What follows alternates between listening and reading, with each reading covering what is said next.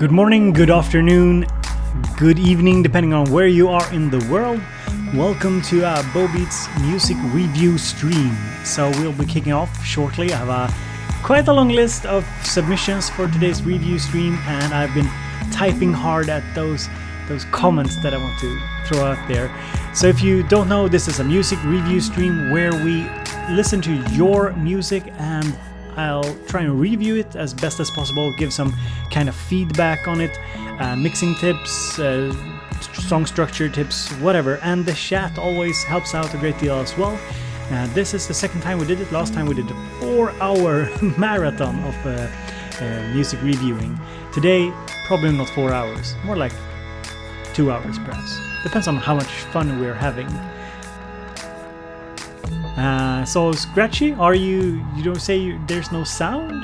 That's odd. I think there's supposed to be sound. Can somebody confirm? Is there sound? Is there no sound? So it's yeah. So a little music review stream here. Scratchy Barker didn't have his headphones on. That kind of figures it. Yeah, it does seem fine here on my end as well. So very cool. Good seeing you guys. Good seeing you. And in the background, we are listening to a little tune that I'm working on. It's kind of an, I don't know, mellow, kind of ambient tune. I have a couple of those tunes on the go or getting ready for some kind of release, I think. So I hope you guys are having a good day. I'm sitting here, my cup of coffee ready. I've scripted out today's live show. I'm thinking of actually releasing the kind of scripts that I do for the music review streams also for the patrons, if that's something you guys would enjoy. Basically, the kind of feedback that I give kind of structured. I'm an academic, so there's a paper with all the comments.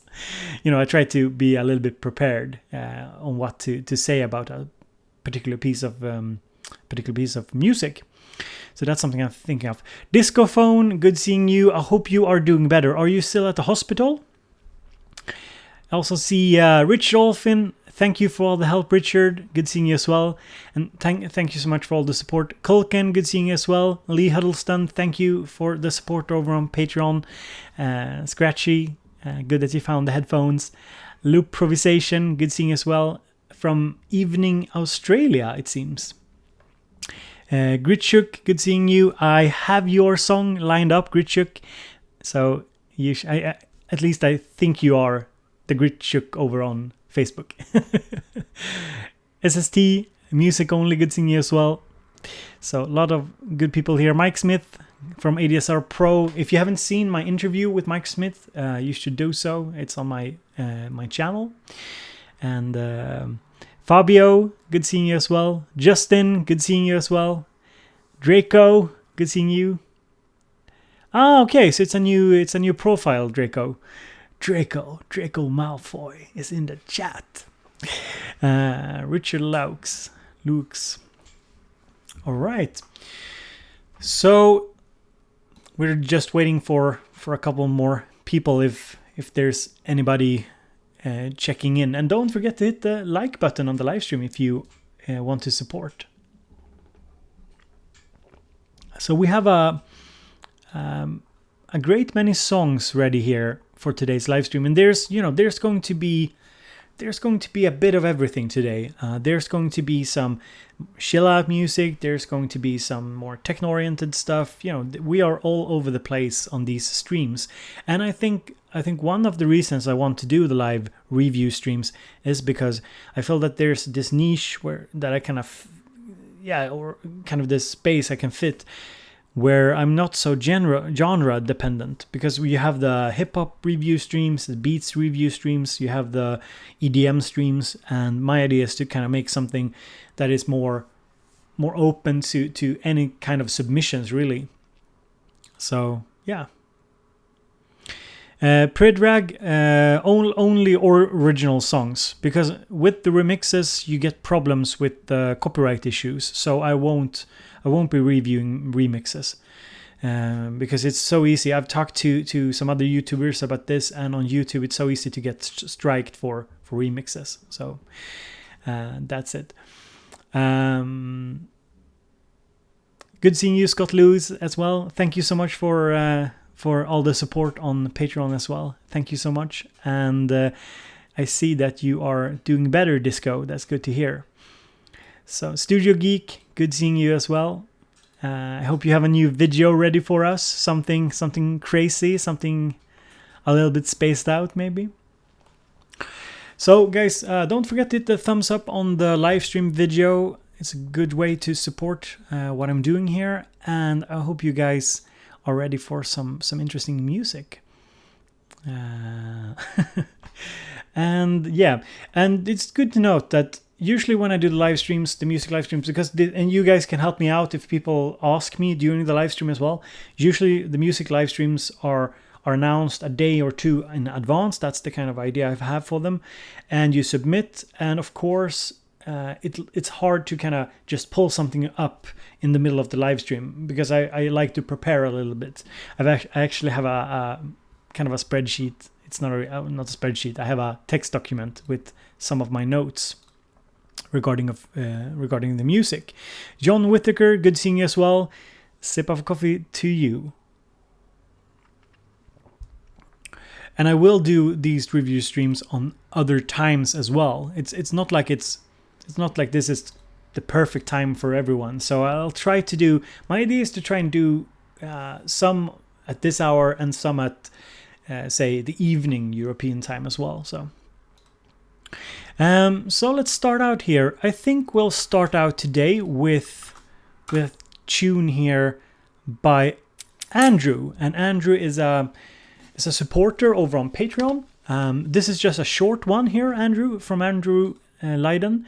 He sent me it. It's definitely work in progress, but I think it's interesting to listen to. And the idea is also that I'll try and give feedback that I think is might be relevant to somebody listening in on the stream who haven't submitted. So hopefully you guys can find that interesting as well. And also it's very important that you guys give your opinions as well, because I think together we form a very powerful feedback team, if you will. So let's see here if we can bring it up. Yeah, so here's a little tune here from Andrew.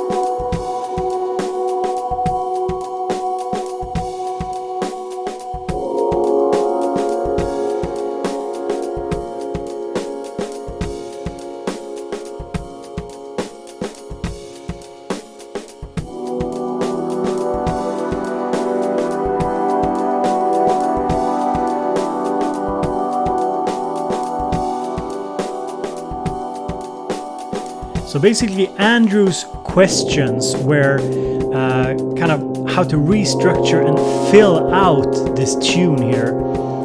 And yeah, as you can hear, it's very much in a demo stage, but I think there's definitely some good things about this tune here. It has a kind of a cool vibe, I think. It's very, like you guys are saying, laid back sound.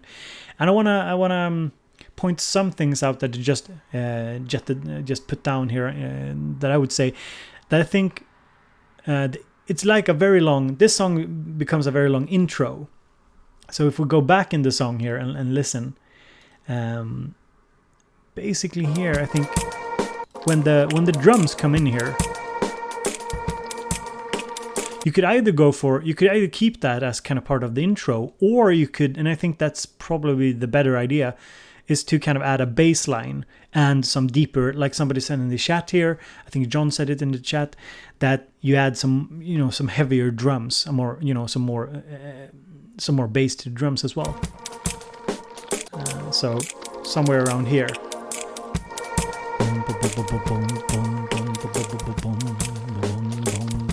Something like that. I'm not sure if I'm in tune here.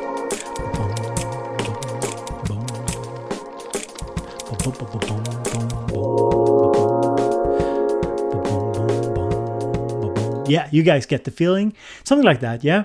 Just, you know, some kind of chill bass. I either go for something, you could either go for something more chill, like a very like boom, boom, something very chill. Even like you could even, I suppose you could even use like an 808 if you want to go that route. But I just go for some kind of, yeah, laid back bass. Or you could do it with a little bit more, like I hummed it before, a little bit more tension, faster. So yeah, just like John says in the chat here, yeah, you need some bass, definitely some more oomph. But other than that, I think there's a lot of chill sounds here. I mean, I can even say I don't know how you yeah, exactly, Colkin. Something like an acoustic bass could work, definitely. I don't know what you guys think about this, but you could also add a piano, something, you know, piano oriented on top of this. I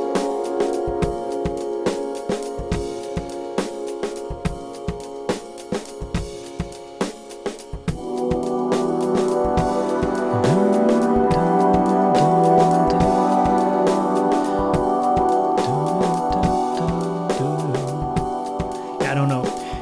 You could perhaps keep the chord progression, yeah, like you have over here.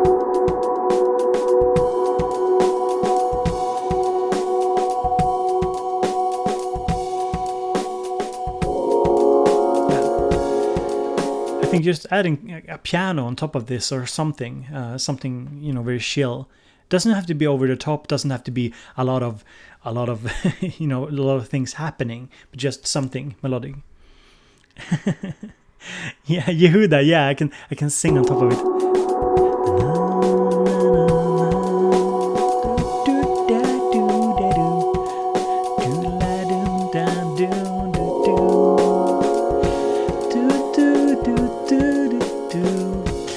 Not sure if I'm in tune at all there, but it's a lot of fun. But yeah, something like that. Yeah, like John says here, a piano with high pass filter and a lot of reverb, maybe. Yeah, something like that.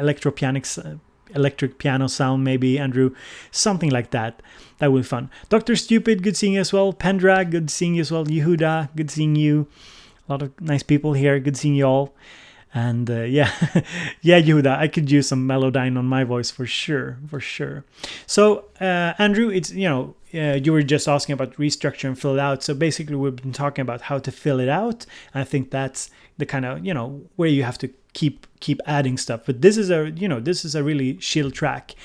And I think another suggestion from me to you would be like trying to keep it very chill. It doesn't really have to change it up that much. You can change it up with the drums, for example, adding fills, and just like you're doing, change up the drums down then. And I think you have some variation here on the end, and but remember to go back to the original theme of the song. That would be my suggestion. Don't forget the original theme of the song. Nasim, hello from Istanbul. Hello back to you from Sweden. So the next song today is the song Stand Up from another Patreon called Justin. He's also called PTNA. And we are going to check out his song. This is a more finished song, I'd say. And I did have, let me be honest, you know, sometimes I feel it's kind of hard to kind of critique something that I think is rather good. This is a very chill song by Justin. And guys, let's see here. Is Andrew's song, is it available? It doesn't seem to be a locked one. So I often share the songs. So here is Andrew's song. If somebody wants to, you know, listen to it after the fact. And here is PTNA. And this song is more finished, as I said, but I did write down a couple of comments on this song, so let's check it out.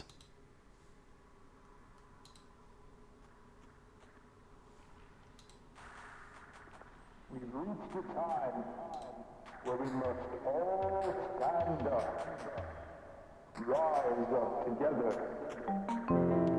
creating a harmonious world. I'll see if I might have to increase the volume somehow. It's a little bit low. Oops.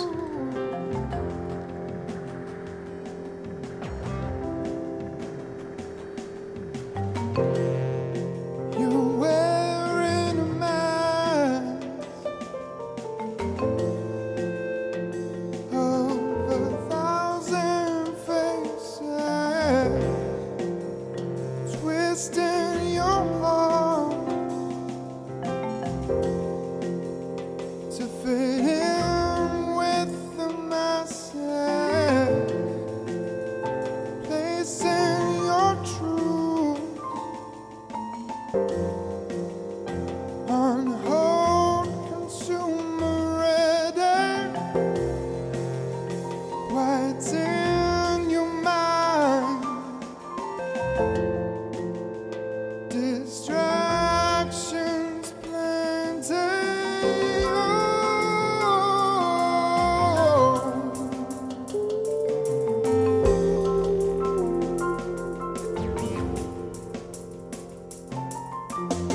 Stand up, good and ready. Stand up, solutions plenty. Stand up, we are many. Stand up, stand up.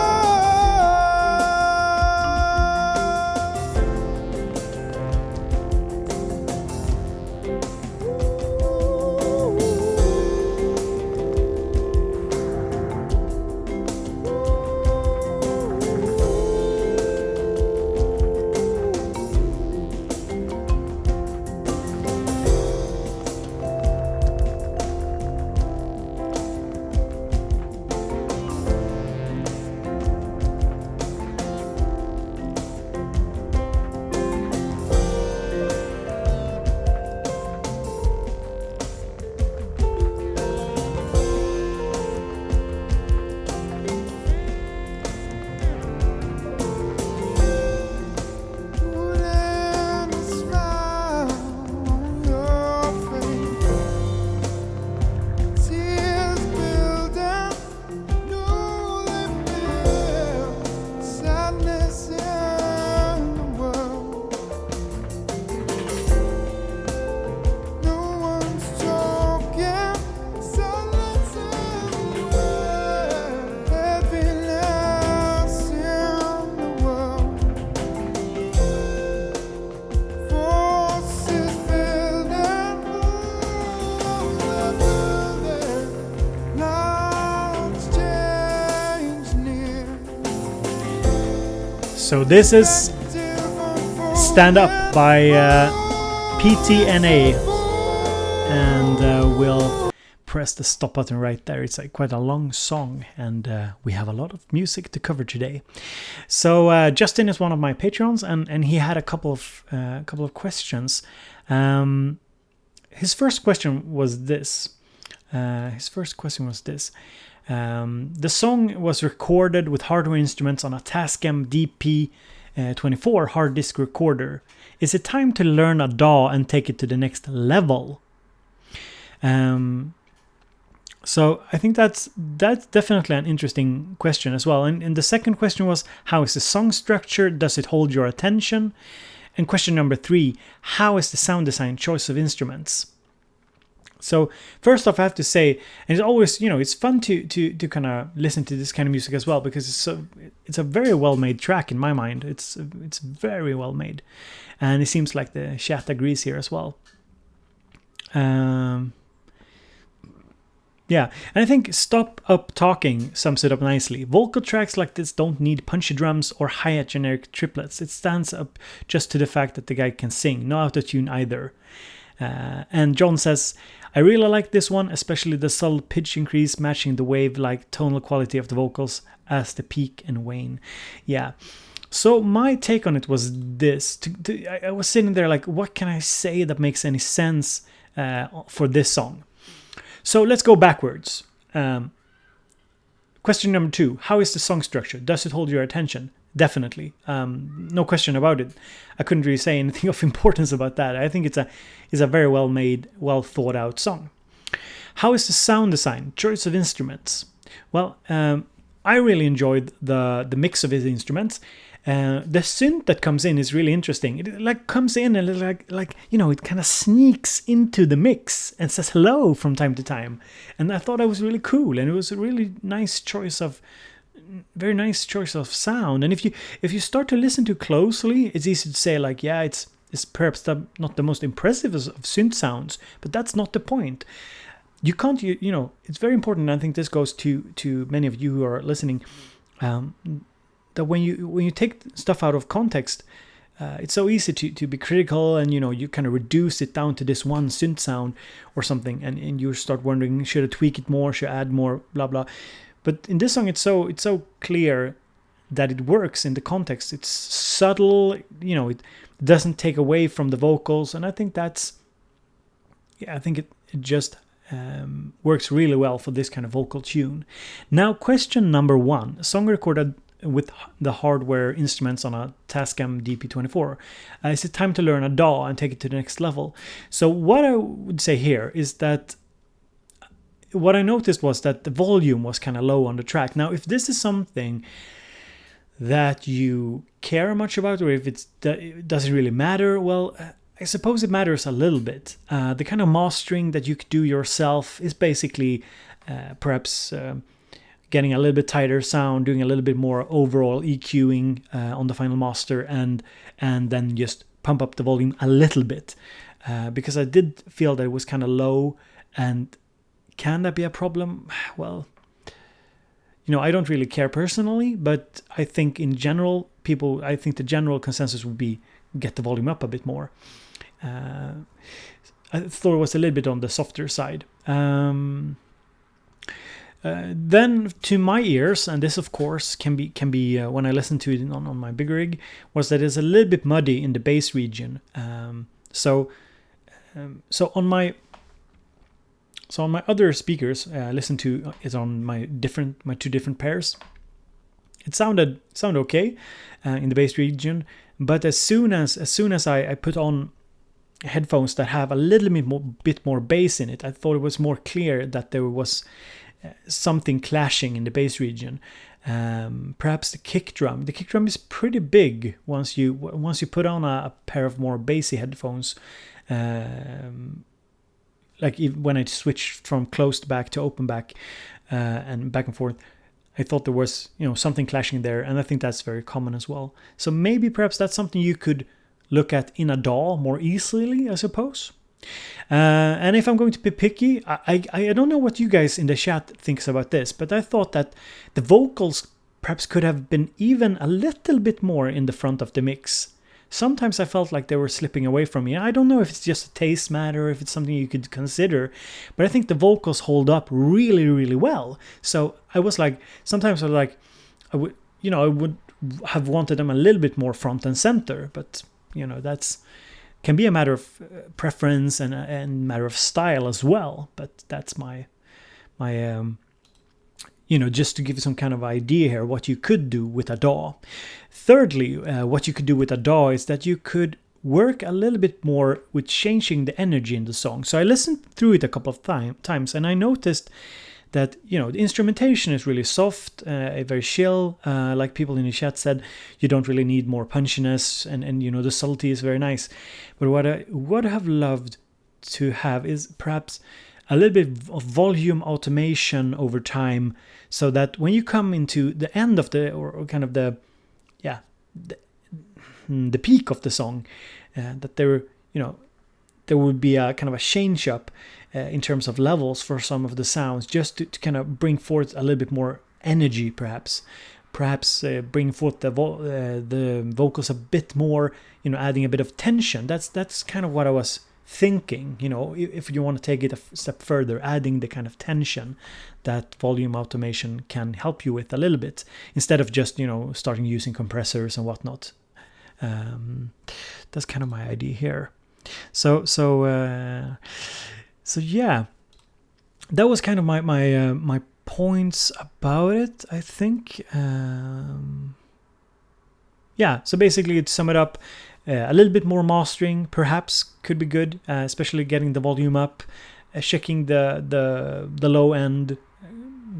Perhaps there's stuff clashing there. I wasn't quite sure, and maybe put the vocals a little bit more front and center, giving them a little bit more space, perhaps. And you could also use volume automation to keep the subtlety of the sounds, but still, you know, create a different tension in the song, because it's a long song. That's my point. So if this doesn't make sense to you guys,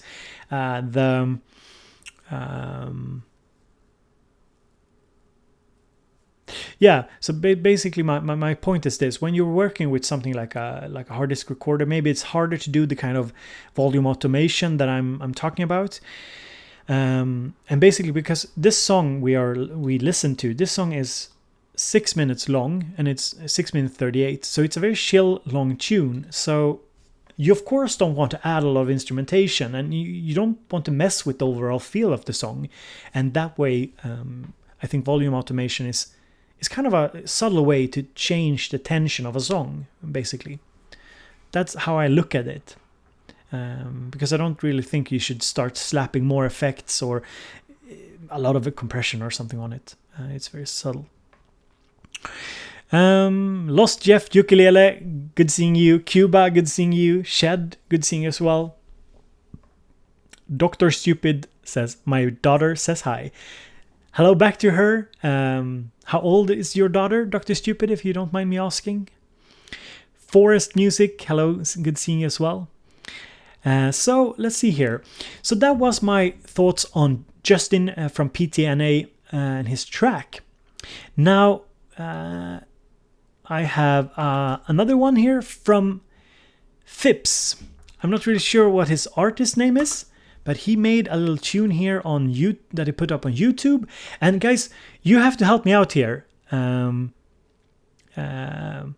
Yeah, Justin. Yeah. Here's another point, Justin. And this was kind of hard for me to I didn't get enough time to really think it through, but I did think that maybe you need a little bit more stereo width on the whole track. Maybe. Because there's so much depth in it that some of that got lost. Maybe. I mean, we're talking subtle differences here, but I think maybe you could do with that as well. So that's also something to just take it to another level. And I know this because I'm working so much with it myself, because I think it's very hard. Working with volume automation, and just getting away from slapping tons of effects on everything and so on. Right, so your daughter is 4 years old. Very nice. Very nice. And my daughter is 3 years, and she's feeling a lot better.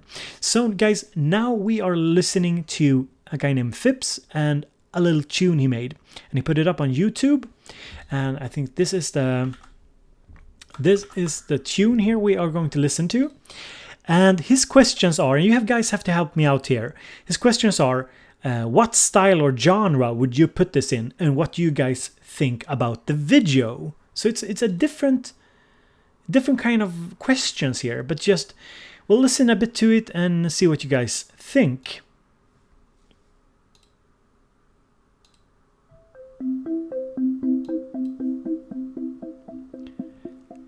And yeah, he's called Knockout Knob. That's his artist handle, I think.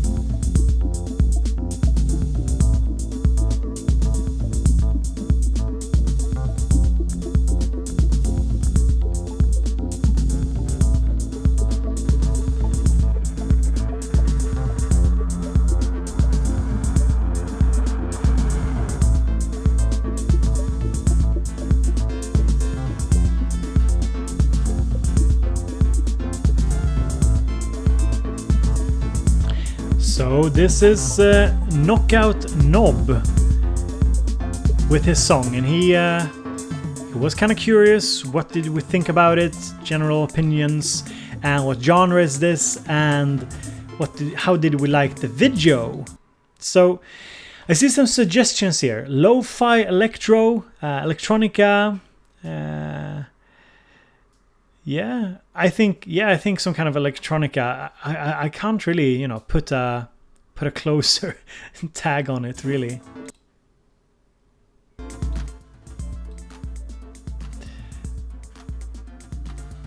So I saw you had I think you had a good point there, John, that the synth should have more presence. I do feel that the mix is a little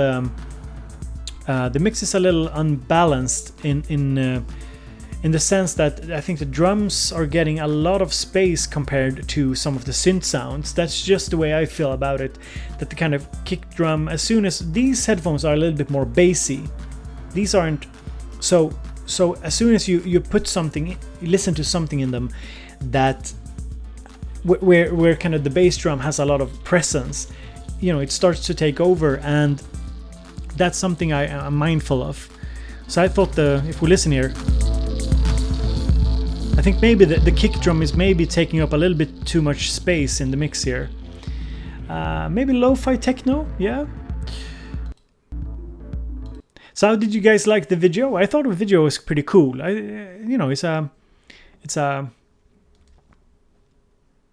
It's interesting with these kind of. I think it's a lot more interesting to listen to something like this with, something going on also. I think it's a subtle. Yeah, the video wasn't over the top. It's kind of subtle, works nicely for my And I thought the sound overall was pretty cool as well.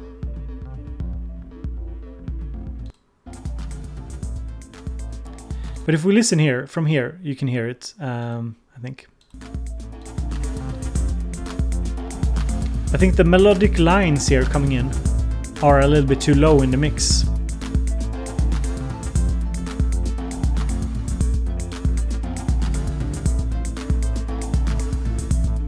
That's my opinion on it, but we gives it a thumbs up for sure. And seems like people are liking it, Knockout Knob. So I think you're onto something here. So let's see here. So before we go further, I just want to stop for a moment. Just say thank you for being here. This is a review stream from BoBeats here or BoBeats. And today we are eating up your songs and spitting them out, chewing them up. And we try to give some helpful criticism and give our opinions on the mixing and song structure, the mastering of the music that we are hearing. And if you want to participate, there's a link down in the description. Of course, it's always hard to participate with your submissions when I'm actually streaming, but it's good to keep an eye on my Facebook if you want to be a part of the next one as well. And and like Discphone says, we just listened to Knockout Knob's song here, and people seem to like it. Kind of lo-fi electronica, lo-fi techno, but the vibe was really good. But also the melodic contents were perhaps a little bit too much in the background for my taste as well as some of yours, it seems. And usually, what I do on these streams is that I listen to your music and I write down some comments on the various tunes that you've sent me. So let's see here.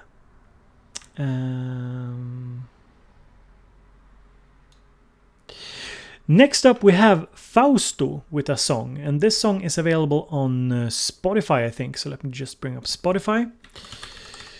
And he had some general questions about the instrument blend, and if I thought it sounded good for the type of track he was trying to make. So let's see here.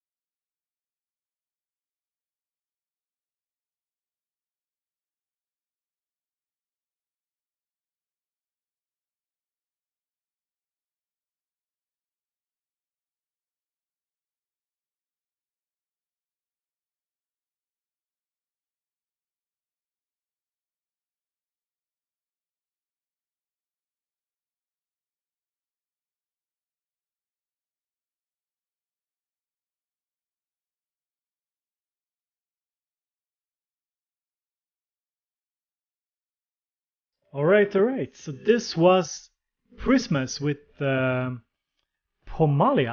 I think. I think this is a Swedish artist, if I'm not mistaken. With this kind of epic, I saw some Jean-Michel Jarre references being dropped here in the chat. So he had some general questions about how instruments are blended, the mix, and if it sounds okay for the type of music that it is.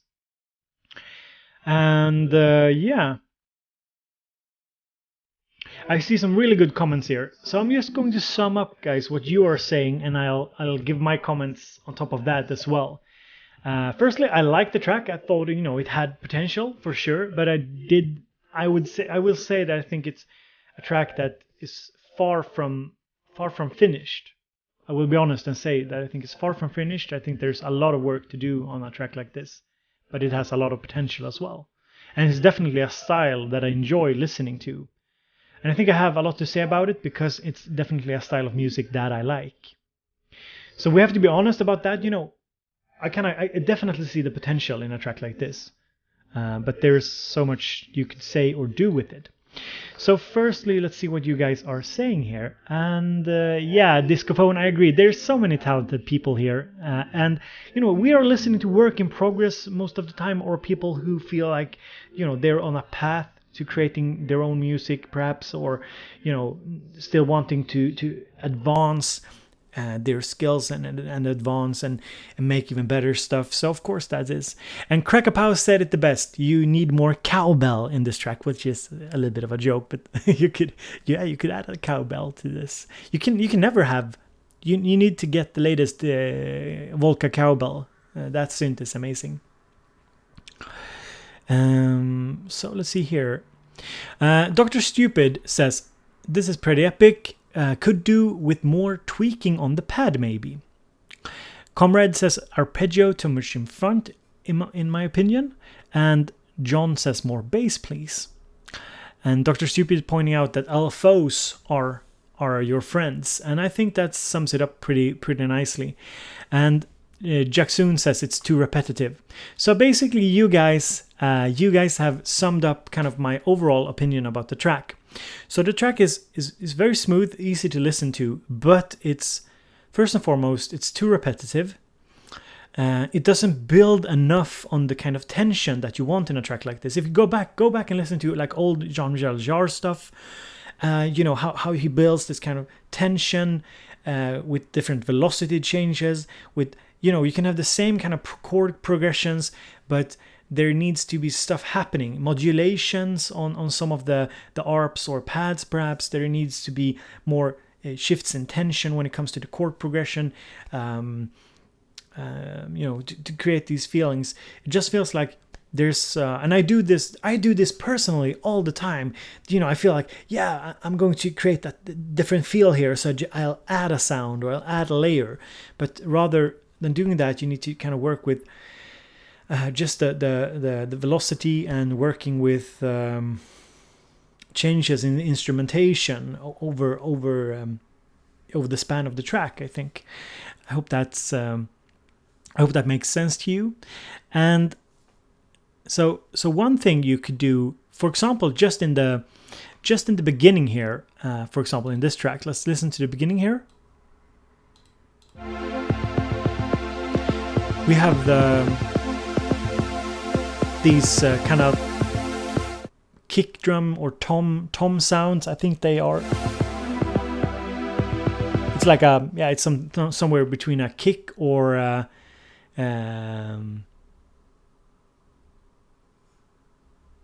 it's some kind of kick or tom, and it's panned, and though they are a bit too strong, I think in level compared to others, and also find that they are a little bit too repetitive. And what you also could do is in this type of sound, you could add something pulsing, something on the number one, on the first hit, like boom, boom, boom, something like a heartbeat, boom, boom, boom, boom. Boom, just something, pulsation that you could also bring back later in the song, just creating a different tension to it. And that's one thing I thought about. Libnen, good seeing you as well. Studio Geek, yeah, they are the same headphones. I use the same headphones when I live stream. And Tangerine Dream would also be a good source of inspiration. I agree, John. And yeah, Stop Up Talking says that ducking the pad with the toms and kicks would feel good too. Yeah, doing some kind of ducking or side chaining would be interesting in this kind of tune too, to create tension, using compression or something to create tension here in the beginning. So yeah, and when it comes to like what should be in center of a song like this, in my opinion, the melodic contents, the chord progression should be in center. The arpeggios should be perhaps panned out, stereo panned. Should be, you know, more creating more like a rhythmic or percussive element, creating a kind of drive in the song. So when you bring them in, they do get a little. Sometimes they do get a little bit too much in front and center, and I felt that you could. What I was lacking, what I was mainly lacking here is that I think you kind of rely too heavily on the pads, rely too heavily on the arpeggio, and I would have loved to have some more melodic content, because it's basically a chord progression you have going on here. If we listen here to the song, here we are at 2 minutes, here we are at 3 minutes, 4 minutes, 5 minutes, 1 minute, 40 seconds. You kind of can jump to any part of the song and it sounds the same, pretty much. And what I would love to see is, you know, some kind of piano or a simple synth line or melody on top of this. Because if you go back to all the Jean-Michel Jarre stuff, I think that's a good source of inspiration. You'll hear that he changes up the melody a lot. And I'm not saying this from a like I'm sitting up here like I can do it so much better. I have the same problems. When I do this kind of music, I have the exact same problems that I rely too heavily. I think it sounds smooth, it sounds fine, but taking it to the next level, you have to have some kind of melody or melodic content, something that grips you as a listener.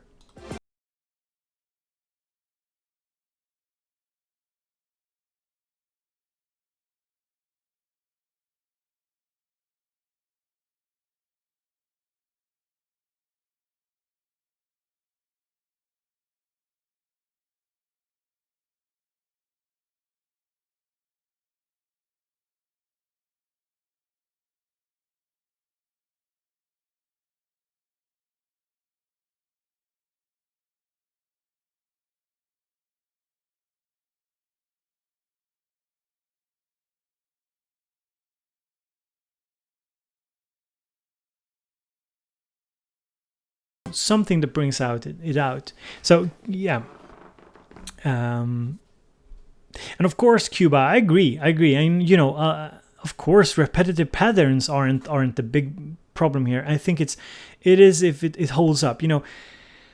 Do you feel that it's good enough to be repetitive? Is the chord progression captivating enough? It's not the repetition per se that is the problem. It's is it capturing you enough? That's it.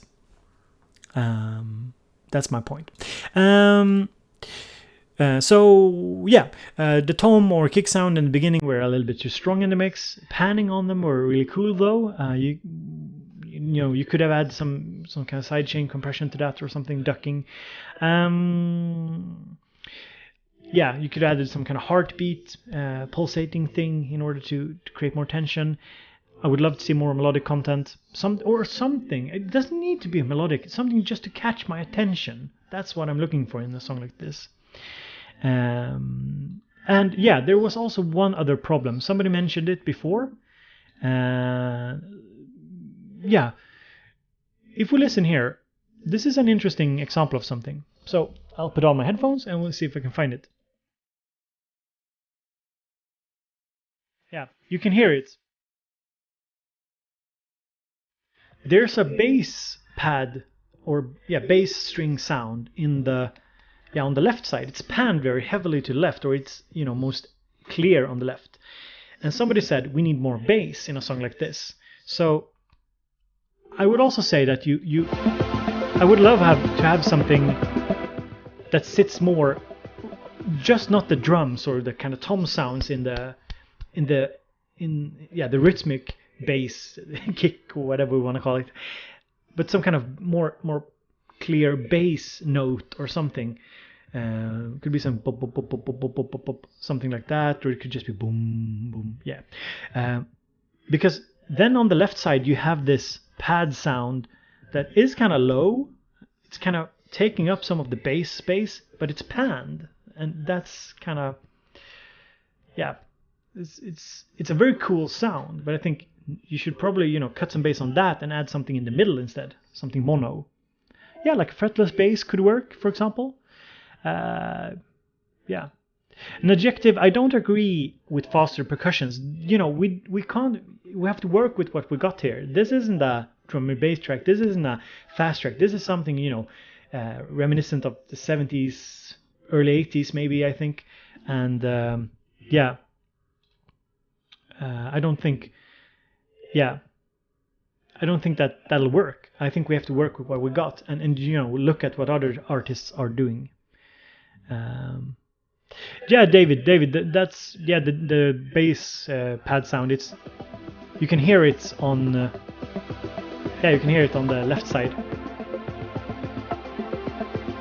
It's just sitting there, wow, like a little growl, and it's cool.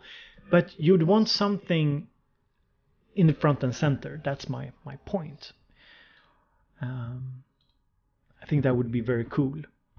And even it doesn't have to be bombastic. It doesn't have to be this like big bass. It could be something subtle as well, a subtle bass in the midst of things, in the middle of things. But I think you want one. That's my point. Yeah, Michael Smith. And hello, Michael. Good seeing you. It sounds a little bit like it's mixed in surround because the synth sound is back left. Yeah, it's a little bit like that. But it's definitely a cool song. Definitely.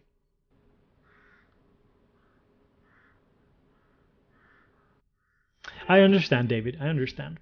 So guys, welcome to this review stream. We have been listening to a couple of different tracks already.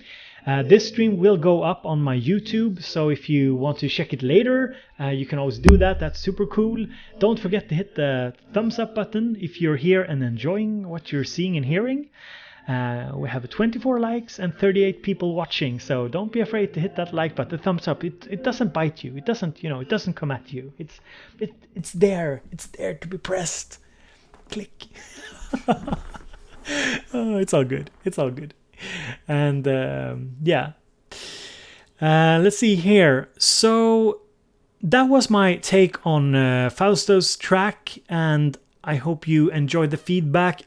I want to reiterate, I think it was a really interesting track, but I also think there's a lot to be working on. Now, let's listen to a track by George. So,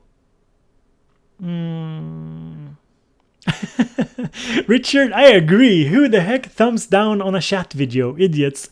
Yeah, that's kind of funny. But I think, Richard, I've learned that, oftentimes when you start a video, if you're kind of popular, whatever that means on YouTube, oftentimes it's bots. It's thumbs down bots. That's why you can have like instant dislikes on some of your stuff, I've heard. So I don't really care. Now we're going to listen to a track by George. This is work in progress, guys. And he just, he wanted to hear what we thought about it. So I have a couple of ideas for him, and you can see what you guys think about this as well. And I can tell you, this track is going to have even more vocals on it as well. So it's going to be a vocal track.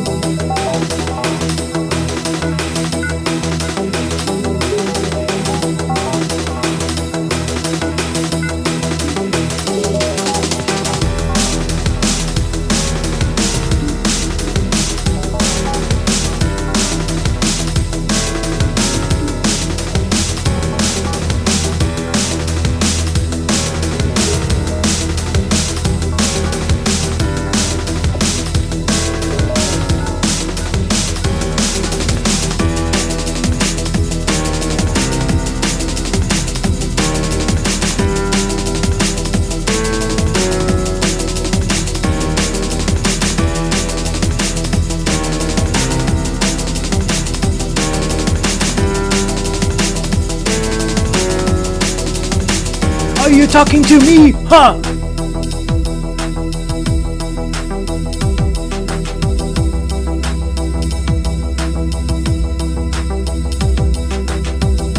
There's a million rappers, why I'm the only one who give the fuck about your problems. I can't care less. Keep your cars in this shit. Commercial rap should be banned.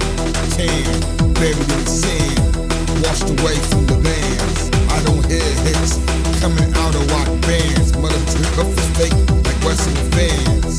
Cross war, while I walk the tours, bust silent while I eat the whores. Rappers today need more chores. Producers who can't race the chorus. Going low grenades to push back the whores. Child grenades scattered, bodies scattered. Earth packed, the earth shattered. Phony rappers, you win and battered. Climb the ladder, start off a limb, made them tattered. In this life, I found out only bitches matter. Fat seeds make her thick and fatter. While I'm her, badass bitches make you battered.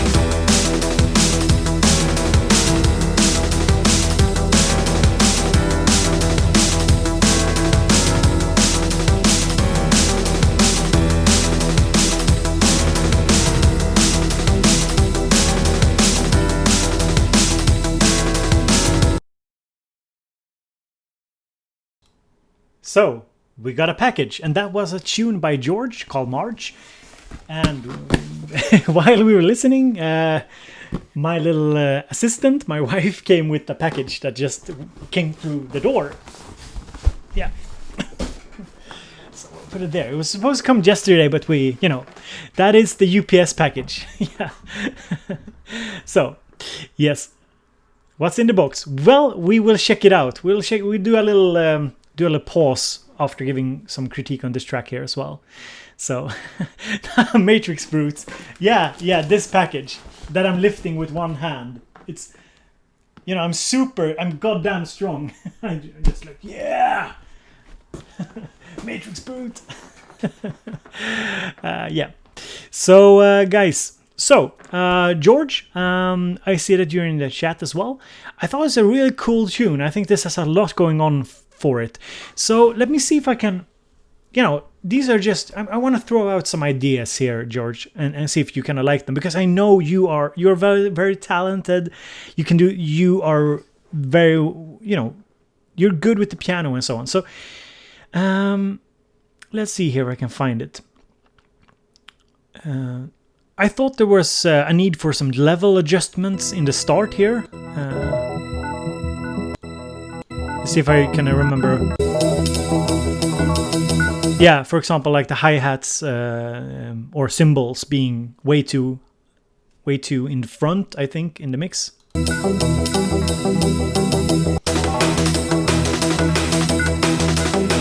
That was something I thought about, but I understand this isn't a mixed version.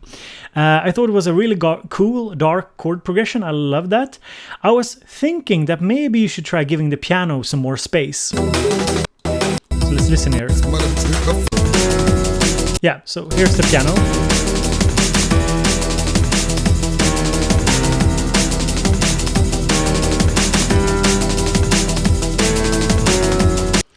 So okay, I'm torn. So I like the fact that the piano is in front and center, but I was also toying with the idea, and this is something you could try out. So this is a suggestion that you can try. See what happens if you use a wider piano. It seems very mono. What happens if you use a wider piano that still leaves the space for the vocals in the middle of it all? What happens if you kind of give it more space, maybe throw a reverb on it, maybe a high-pass filter on it, maybe something like that, cutting the bass. That was something that I thought about while listening to it.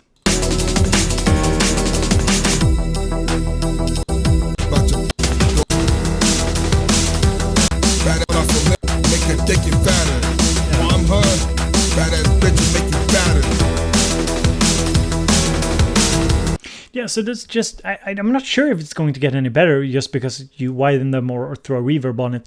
But it's a suggestion. There's also a clap somewhere here that I felt was a bit weak, that you could perhaps speed it up a bit. Let's see here. Let's see if I can find it.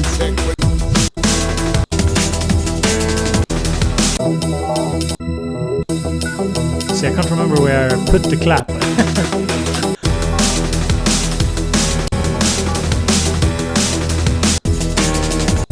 Yeah, there's a clap somewhere that I thought was a bit weak anyway.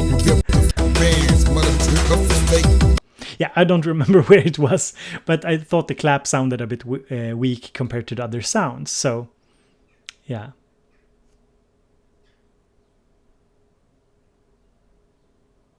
Yeah, I understand, George. Definite work in progress, but there's just so much. Yeah, there's so much you're doing right here. So you definitely should work on this even further, and we want to hear the finished result. And if you finish it, I'll play it here on the stream for you, definitely. And yeah, like Kulkan says here, like there's. And I know you can do this, George. I felt like the piano needed more expression. I thought that could add something to the track. It works as it is, but more expression to the piano. That's my point. But overall, a very cool tune. So I hope you enjoy those comments, George, and that you'll keep working on this. So, yeah.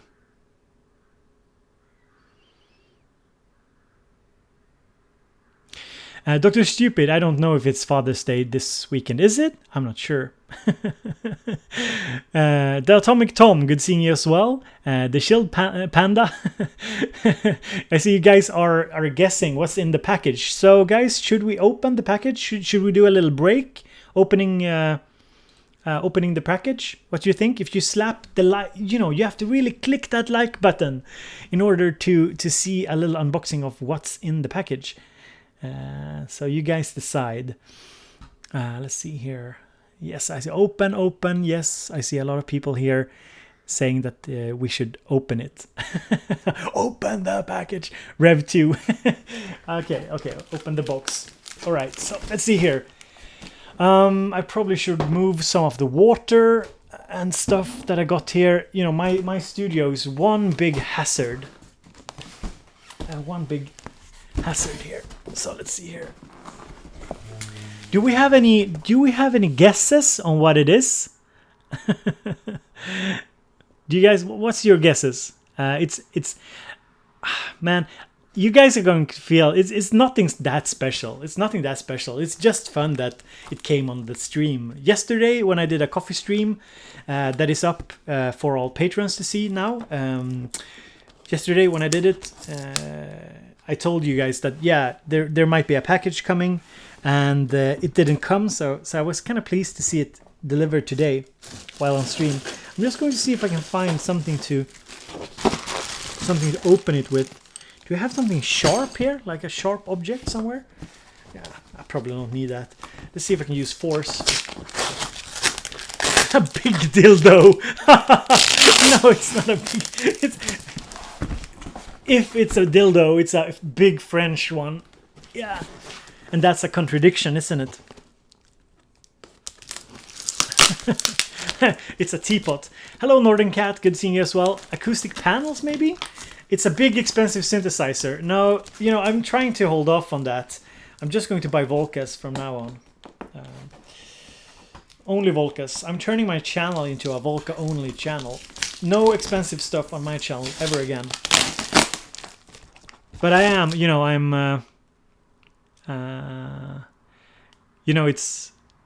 I am thinking of the Peak. I'm thinking of the Matrix Brutes. But there's so much cool stuff coming out as well. So, I can't go running in all directions, I suppose. So let's see here. Yeah, it's a cheap deep mine from the UK. Richard, what's the price that you sent me? That 800 pound price for the deep mine, was that with taxes also, with VAT? Data Deluxe says a really well packaged OP1. You guys are going to, you're not going to be all that excited, I can tell. You have such a, I've spoiled you with all the fine stuff, with the good looking synths. So this is just something that I'm going to review on the channel. It's big as fuck. Oh, pardon, I can't swear. Then they demonetize the videos. Here it is. Let's see here. Yeah, it's not the most sexy synthesizer. It's not a synthesizer, in fact, but it's this one. It's the new, it's the new Keylab Essential 61. It's their, Arturia stuff. Arturia is one of the companies that supply me with review copies so I can check them out and try them out. And that's very cool and all, and I'm very thankful we have a good good relationship with them. So just to give a little shout out to Arturia, this is they had a keyboard called the Keystep. No, not the Keystep, the Keylab. And basically this is the Mark II version, the Keylab Essential. So it's sort of like the bigger brother to this one, in a sense, a much bigger brother to the Minilab Mark II. They are not very similar really, but it's definitely the next step up. I think it's around 250 euros. Shall we? We're going to. And it has the software bundle. That's correct. You get it. You get the software. Let's see here. The analog lab with the Mark II Minilab, you get the light version, and with the bigger Essential here, the Keylab Essentials, you get the full one. So I think it's about 5,000 sounds, and I think it's you get a lot of value for your money. If it's good enough for you, I don't know. That depends. So let's open it up and just check it here. I think it's definitely good here. Yeah, Draco. I actually saw a DeepMind. Yeah, Richard sent me a link to a DeepMind, not the desktop version, but the DeepMind 12 for almost the same price for the full version, not the desktop one. So let's see here. Let's see if we can put it here. So it's basically it's nothing super special, but it's a MIDI keyboard. And one thing I really like about this MIDI keyboard, I'll put it like this, is that it actually has MIDI out. So it has a MIDI out, and you can also you can use it with wall power if you want to, or power it via the USB. So I'm actually working on an idea for a video using this, and trying it out and using it with Digitact. That's my idea, because you guys have been requesting more Digitact videos. So I'm just going to put it back in the box. That was a little unboxing in the middle of all. It just came in through the door. Basically, I told my wife, if it's delivered, just come up and knock, and it happened to work out. So nothing super exciting if you love synthesizers, but it's a nice keyboard, definitely. So I'll do some kind of review on it later. So let's get back to our scheduled content, I think. So basically this is a review stream. Thank you all for being here. We have some more music to listen to and give feedback to. And this stream will go up for everyone to see on the main channel on BoBeats. And if you want to, you can always support the stream by becoming a patron over on patreon.com/BoBeats. At the moment, let's see if we can find it. At the moment, we are 46 patrons strong. You can support with like €1 a month. Or if you want like the big package, you go for €5 a month. Then you get access to all the live stream VODs, behind the scenes videos. I'll start. My idea is also to start and give patrons early access to some of my videos. I think I have 4 videos uploaded and planned. So that's pretty much it. Yeah, David, I'd love to try an Electribe.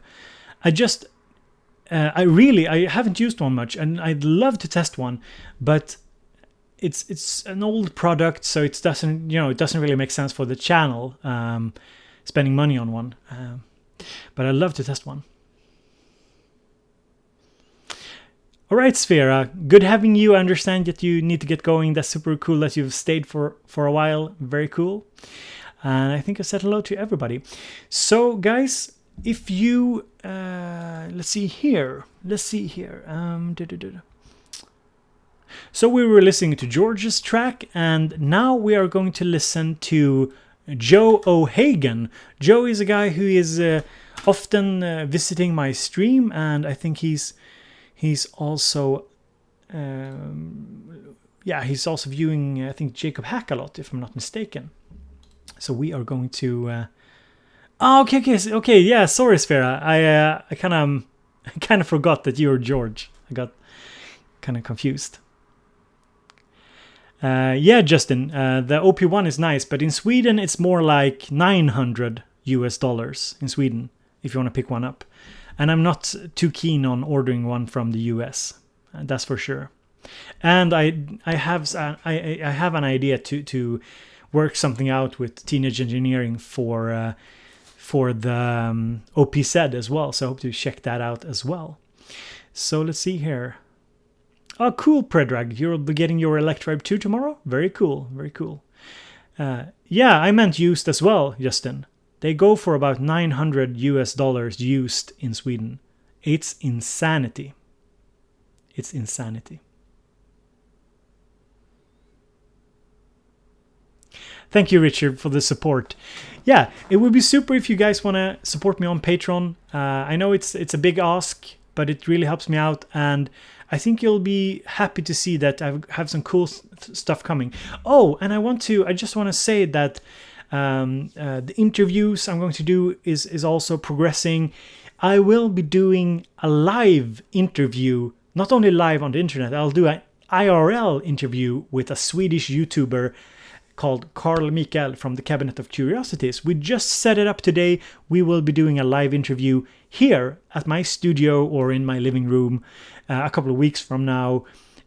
He just hit me up and said, I can come to you, I can drive up, and yeah, that's also super cool. So that will be amazing, I think. Just sitting down with him, talking, and we'll probably do some other video project as well coming up for his channel as well while he's at it. So yeah, that's really cool.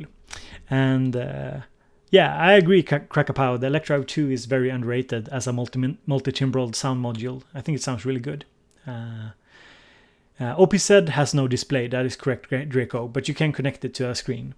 And P-Wolf, I don't have that much insight into the OPZ as it is. Cool, John, you have the Bastel Soft Pop coming? Very nice. So let's get on with it now. We've had a little interim, a little break here. Now we're going to listen to Joey O'Hagan's track called Striga. And his question is that he says like this: this track is a lot more simple than my usual kind of thing. So I was wondering if a less is more approach is sometimes better. I always overcomplicate things, adding unnecessary layers. So yeah, and this is a great talking point. How much should you layer? Are you complicating things, and so on? And I have some things to say about his track, so we will listen to it.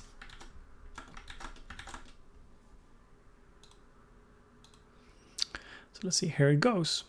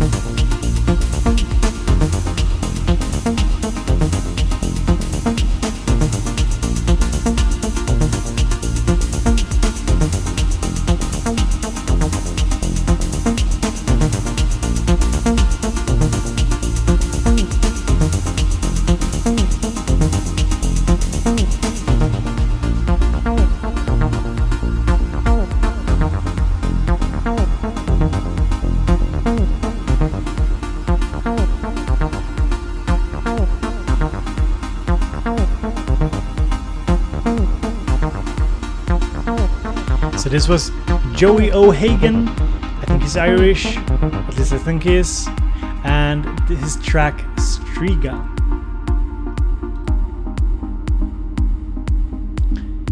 Studio Geek, good to read here that you're going to make a even better. Oh, whoops, what's going on? Good to read that you're going to make a song even with an even better music video than the Semi Jam. That's very cool. So let's see here. Yeah, so David Robot points out that there's this mistimed symbol. I think that's, yeah, I agree that there's something fighting with the entire track there with the mistimed symbol. Overall, I enjoyed this track, but I did have a couple of points that I wanted to get across here, but we'll start with the chat opinion here. Hanray Music says, more snare. Hello, Hanray, by the way. And you see here. Justin says orbital-like sound for sure. Yeah. Draco says he likes it. Crackapow says that how did he go to the store and forget to buy toilet paper? I mean, that's a valid opinion about this song as well. Is that a metaphor for? I don't know. Yeah. Ultima Thunberg says that he doesn't like the reverb on the kick. It takes over the mix. Yeah. And Irvin says that he likes the pads better than on the previous song we listened to. So I have a couple of things that I wanted to talk about this track. So the first thing is that I think it's a little bit heavy on the bass side of things. There's a lot of delay and reverb in the bass region. I think most of it comes from the synth bass. Yeah, there's a lot of reverb. I'm not quite sure where it comes from. Is it the kick and also the kind of big bass that we hear in the beginning? Yeah, it's too much reverb on the boom boom boom boom boom boom. Too much reverb, too much delay. It just clutters it up, I guess. I mean, maybe you could use it in the beginning for emphasis, but you know, make it a cool thing. But I think over an entire track, it becomes a little too muddy. And yeah, and that kind of adds to the muddy feel, I think. And to kind of say why. What you could do, you know, you were talking about, Joey, that you wanted to kind of keep things simple, that you kind of overcomplicate things. And I think that instead of adding more effects, you should try to keep the bass simple in the sense that change up the bass instead, change up the variation. There's, you know, it's not that much happening to this bass line here. Boom, boom, boom, boom, boom, boom, boom,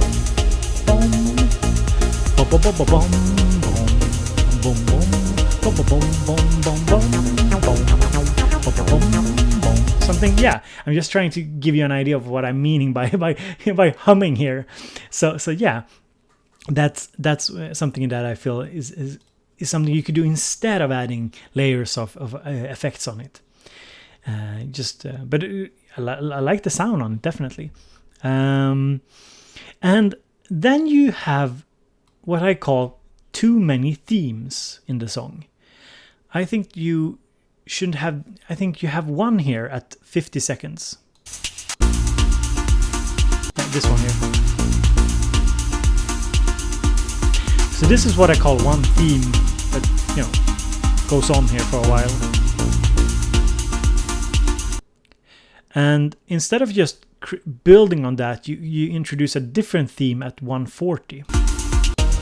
Let's see here if I can find it. Yeah, somewhere here.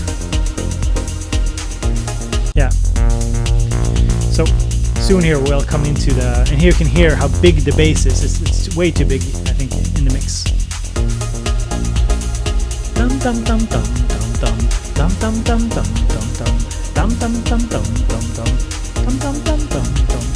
dum dum dum dum. I also think you could add some more, add some, make it a little less repetitious here as well. So this is the second theme. Then you have 240. Let's see here. Yeah, somewhere here you come into this like third theme of the song.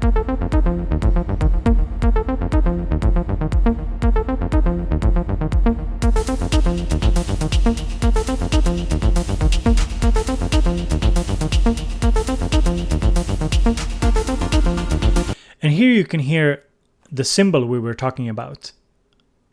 You hear I think that's the one you're referring to in the chat here as well. If you listen here, you hear it. It's on in the right headphone.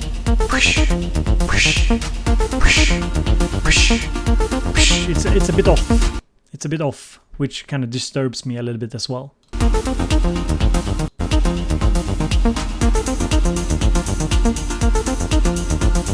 And here it just feels this is kind of a case of you jumping from theme to theme to theme instead of building on the main themes of the song.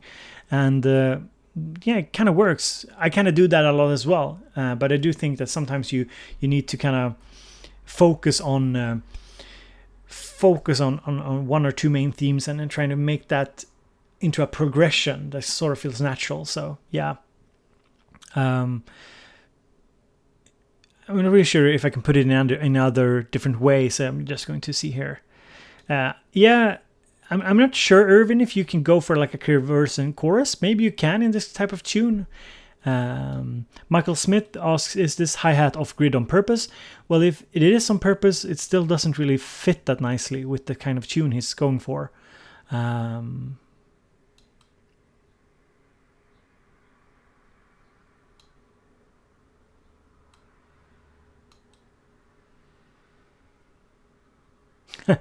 Hanray Music says, now I'm going to have to go through this and sample you saying Hanray Music. Hanray Music. Hanray Music. Hanray. Hanray Music. Hanray.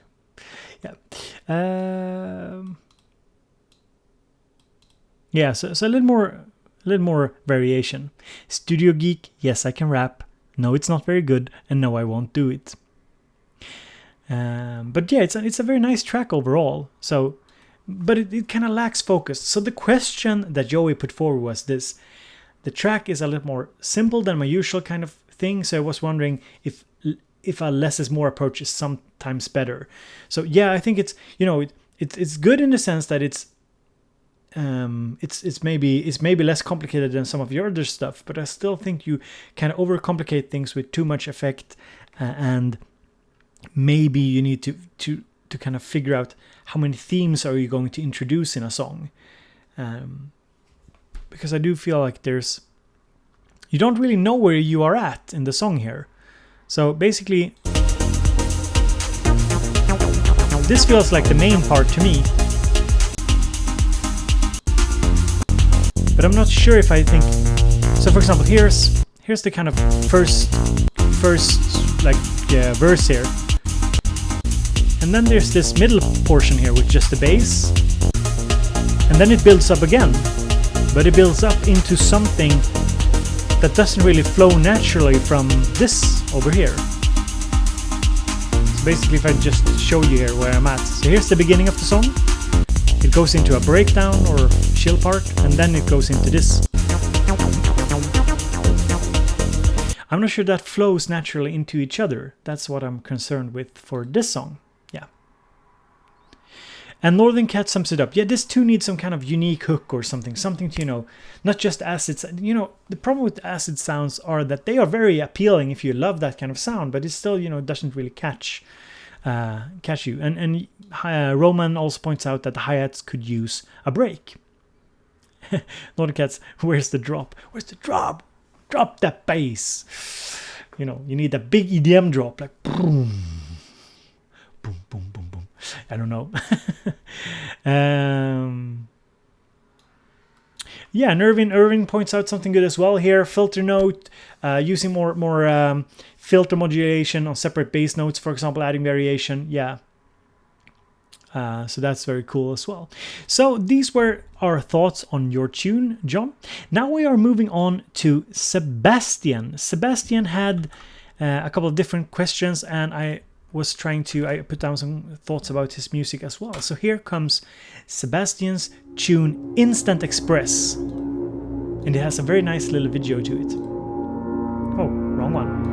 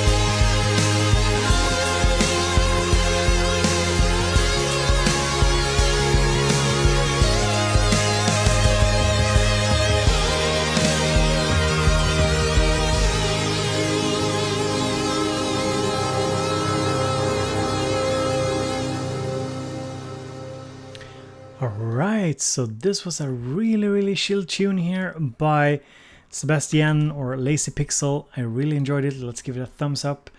One of the favorites tonight for me anyway. I'm just going to drop it here in the chat. So that's the track. Really pleasant. Instant Express Lazy Pixel music. And with a very nice little video here as well, and and a little silly silly keyboarding from myself as well. So, what are your opinions here? You guys seem to enjoy it, most of you, and I did too. I thought it was really good. Was some really nice sound, and the first question he had was kind of what category of electronic music would you fit this into? Would you guys say synthwave? Would you call this synthwave? What would you call it? I think it's interesting to see. I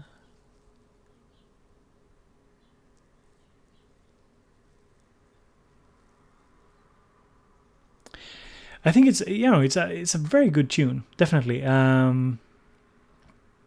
It's a very.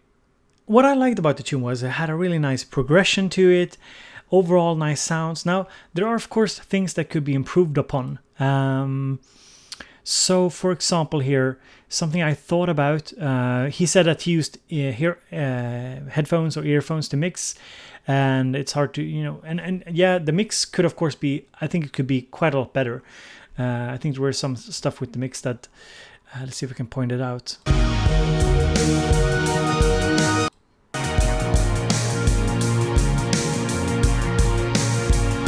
Yeah, just the kind of feel of how the drums fit with the rest, that could be improved upon perhaps. But overall, I mean, it definitely was easy to listen to, definitely. And Discophone says, I don't know the genre, but maybe awesome wave. And there was also something with the programming of the drums or the playing of the drums that I, didn't quite hit the sweet spot. Didn't quite hit the sweet spot for me.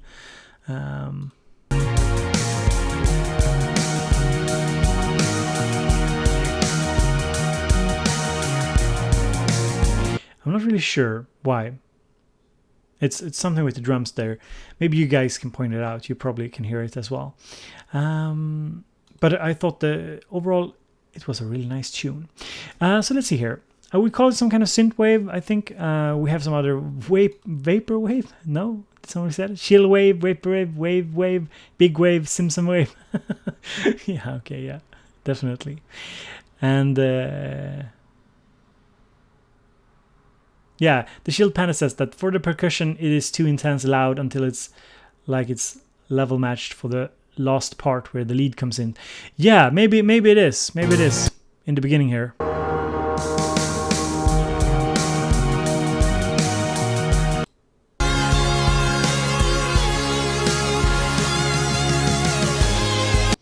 Yeah, I'm not sure about the levels there with the drums. Maybe that could be improved upon, like having them a little bit more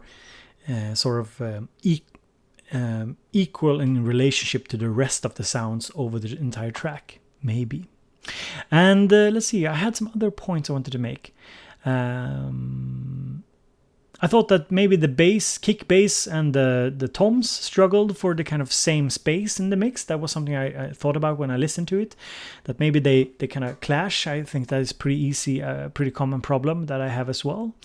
And what I would do is I on a song like this, one thing I disliked was the type of lead sound. It was kind of a hate-love relationship. That could mean that either it's brilliant, either it really works because it gets my attention, or it's a bit too annoying.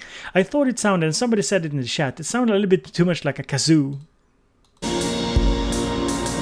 have all these very mellow sound, and then you get this kazoo sounding lead sound. Just here I think it sounds really cool, but it's... What I felt was that the kind of modulations on this lead sound was a little bit too static. It doesn't, there's no variation over the entire lead. And for this type of song, you want it to feel alive, just like with the drums. It's very important that it feels kind of alive, living. So I would love to see some kind of modulation, on and off here. For example, I think there's a little bit of a pitch modulation to it maybe, or even you could add more to it at certain points maybe, and also work with velocity here. I think it's, when I listened to it very closely, I felt like the lead was very much like the same velocity all through and through.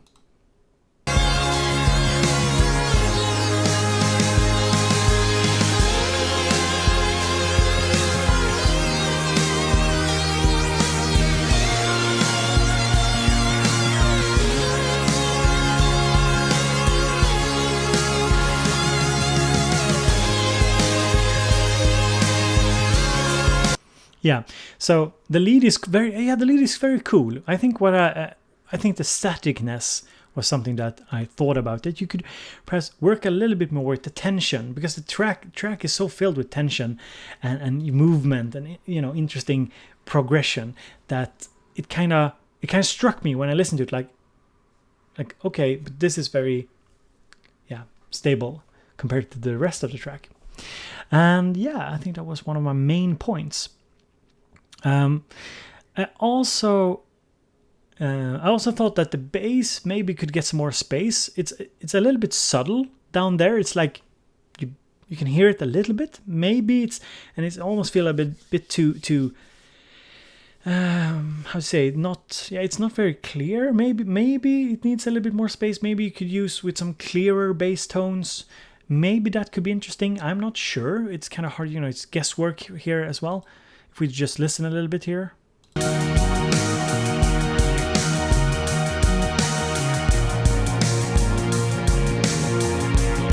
I think there might be two bass sounds, like one more deeper bass, and then there's a little bit of a kind of a little bit like some bass with some resonance on it. And maybe that could have gotten a little bit more space in the mix as well, just a bit more clarity to it. I'm not sure if it's a matter of sound or And like Irvin points out that there was not much low end, and I think that's pretty true.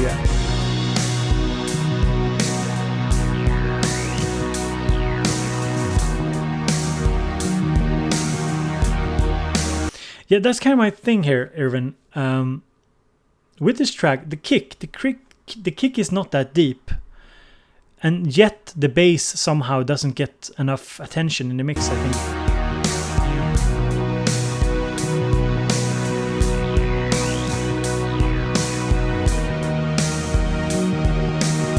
My guess is that the kick is like 80, 90 hertz maybe. I'm not sure. It's kind of hard to say, we're just on top. And you could probably have some more bass below that as well. But I really enjoyed it, definitely. Crackapow says, also gotta say, the review stream concept is working out very good, learning a few tricks while going through these tunes with you in the panel. Thank you, Crackapow. I'm learning as well. Of course, you guys have to realize that it's very easy for me to sit there and be critical, this and this you can change, blah, blah, blah. But I try, to be balanced and be reasonable and not looking for errors, just trying to be mindful, listening, and thinking about, how could this be improved, but also kind of what can I take away from this? What am I learning from going through this very mindful process of listening? I think it's very interesting.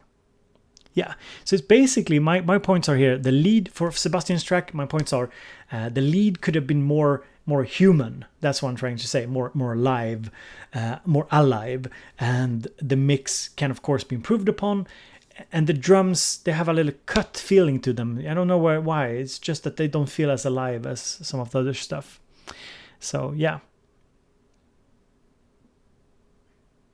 Yeah, exactly, Irvin. Time for some monitors. I think that's a big problem as well.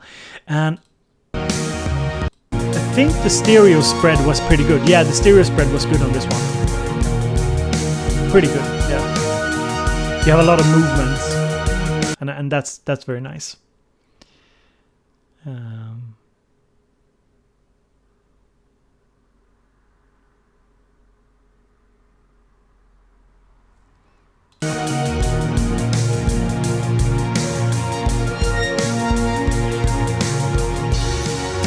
Henry Music says that kick is too high and snare is too low. Yeah, maybe a little bit.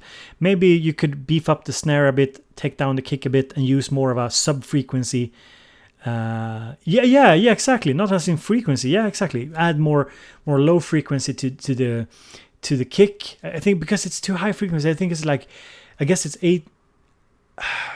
Like the peak should be somewhere like 90 hertz, 100 hertz, even, it feels like that's where it peaks. And you could probably, use a beefier kick and give the snare, more prominence in the mix as well. So that's a good takeaway, definitely. All right, let's move on. We have to keep on looking here. So we have a different kind of track here with a little question.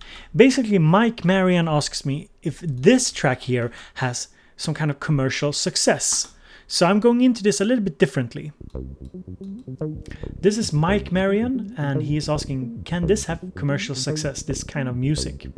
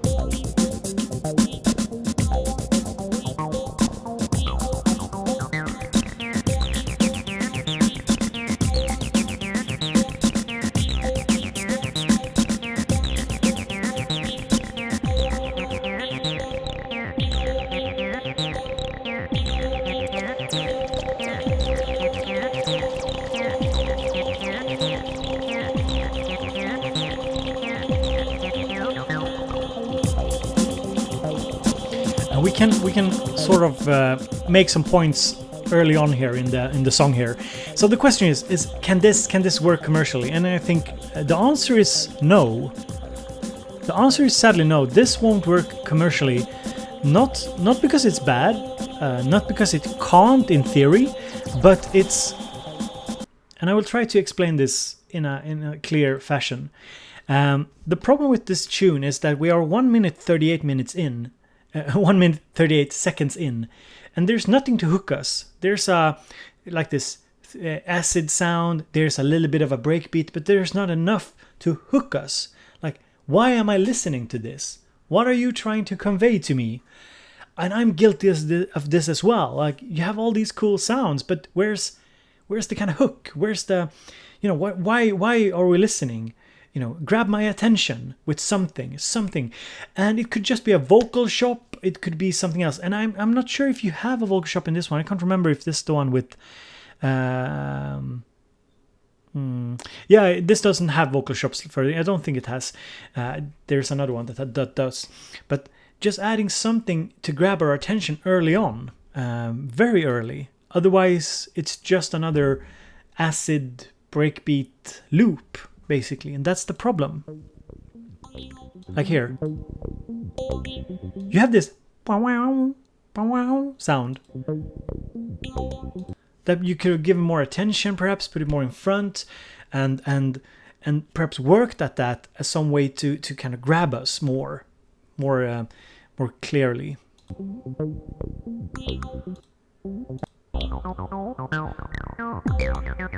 And I think the intro is too long here. Of course, this is a hardware jam, so it's a little hard to say, but the intro is a little bit too long here. If we're talking commercially, if we're talking like actually having people play this live, But I like kind of the vibe, with the breakbeats and so on, for sure. I like the vibe. But you need something to make it stand out that doesn't sound like any acid bassline breakbeat type loop. That's definitely it. Yeah, Draco, I mean, that's the problem. When people say that something sounds a bit like something that could go in the background of a movie, that's a problem if you're aiming to actually get heard on a radio or getting people hooked on your music. And I get that comment a lot. So I'm talking from personal experience here, that there's a problem with this. So, yeah. David, great having you, great seeing you. And yeah. Massier wanted to see some more stuff about the V collection. I hope to do that. Good having you here as well. Yeah, Richard, I agree. This needs a much stronger kick. It's more drugs. Yeah, it needs to be a bit more over the top, I think. It needs to be more crazy, more adventurous. And if we go in, this is 2 minutes in. And here we go, three minutes in. It's too much of a loop. Yeah. So, sounds cool. You can definitely work on it, but you need to have something that hooks us early on. A big fat sound and something that hooks us. Definitely. So basically what I wrote down was that it's mostly like an acid loop at the moment.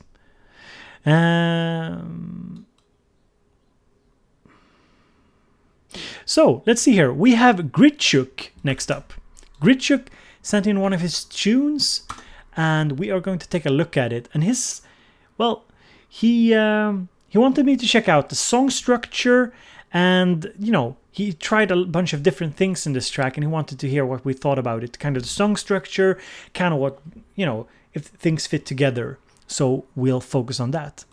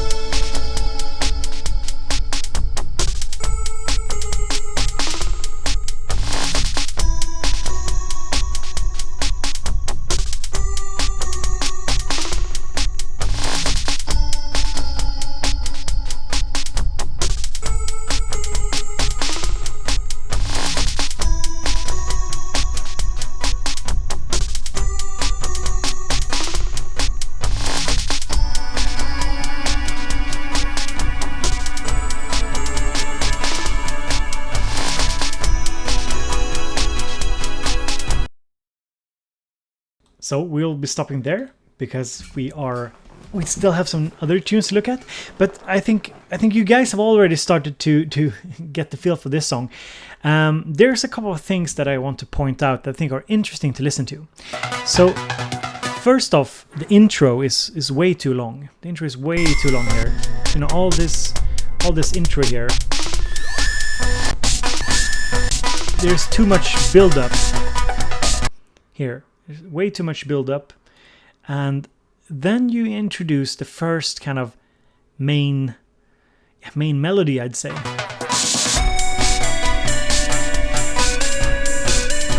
And I think it's kind of cool. The instrumentation is kind of cool. It sounds kind of cool. But here's a problem. Listen to where, you guys can do this as well. Listen to where the lead is in comparison to the bass line.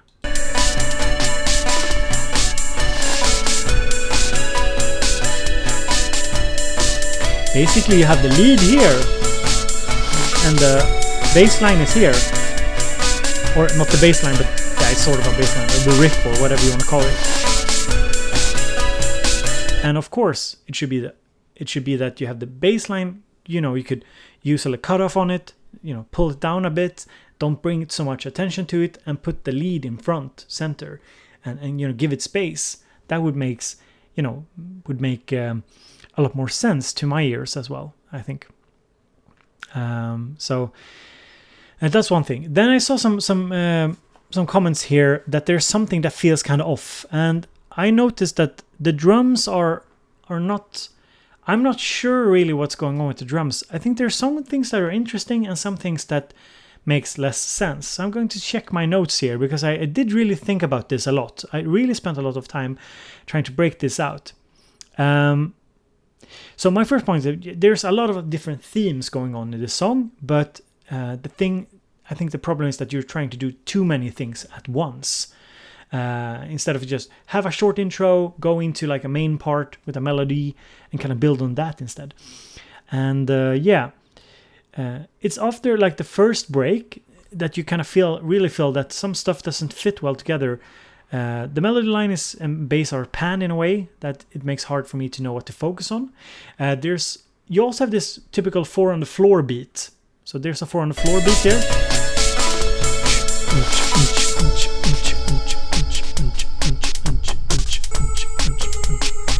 And then you have this very moving snare. And I think that's what's putting us off here. I'm not sure. Maybe somebody in chat can figure it out a little bit better. And there's a lot of reverb or boominess to the kick that doesn't really make sense. So I would go for a more clear kick drum. And try and keep a deeper bass or something in below that, but a more clear kick. You don't need a fat kick. I think you just need something clear, and keep the snare more in line, like with the overall beat, instead of having it all over the place. So you kind of break up my idea is that you should probably try and break up the kind of dance beat that you got going on and go for something I'd call it more synth wave type beat or something. Let's see if you have an example of that in your track. Yeah, just with the kick, and kick and the hi-hats that you got going on here. So you don't always have the unts type sound. Something that breaks that up a bit, I think. And there's I do feel there's a little bit of timing problems in this track as well. Something doesn't feel quite right with the timing of the drums and sounds. And somebody pointed out in the chat that maybe you need some vocals, and there are vocals in this track. I think this is really cool. This kind of break here that you've got going on here. I think it's really cool. Also feels a bit tighter. Let's see. Yeah, here's the vocals.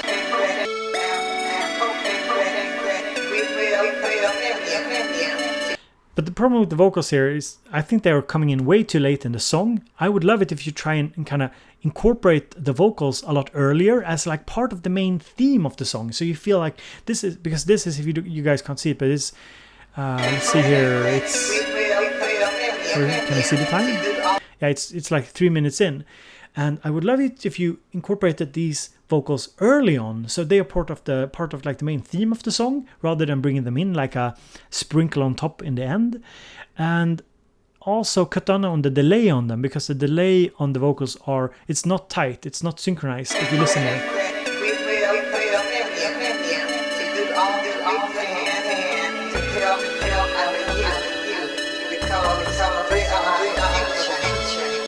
It's not synchronized enough with the beat, so maybe pull back on that a bit, but use them. You can also try and use them a bit chopped up, like like dana nana nana, something like. You try and slice them up a bit and see if you can make some kind of stutter effect to them or something, you know, to widen it up. That's it.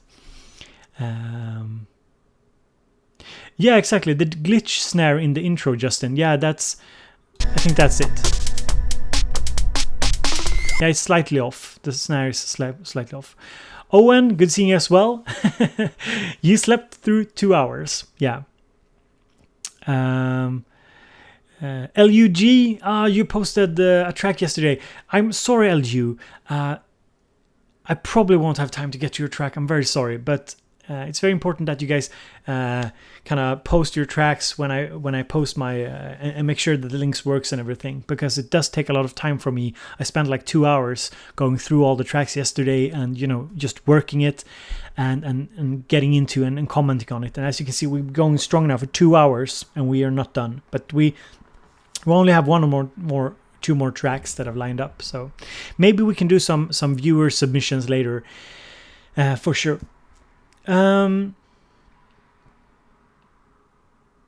So I don't think Gritchuk, you asked about like the master and so on, but I think rather you should focus on like the progression of the track, the structure of the track, trying to get everything to fit nicely together and be sure what's the main theme, what's the main point of listening to this track.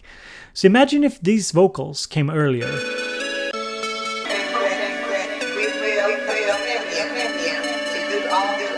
And then you can move into something like this.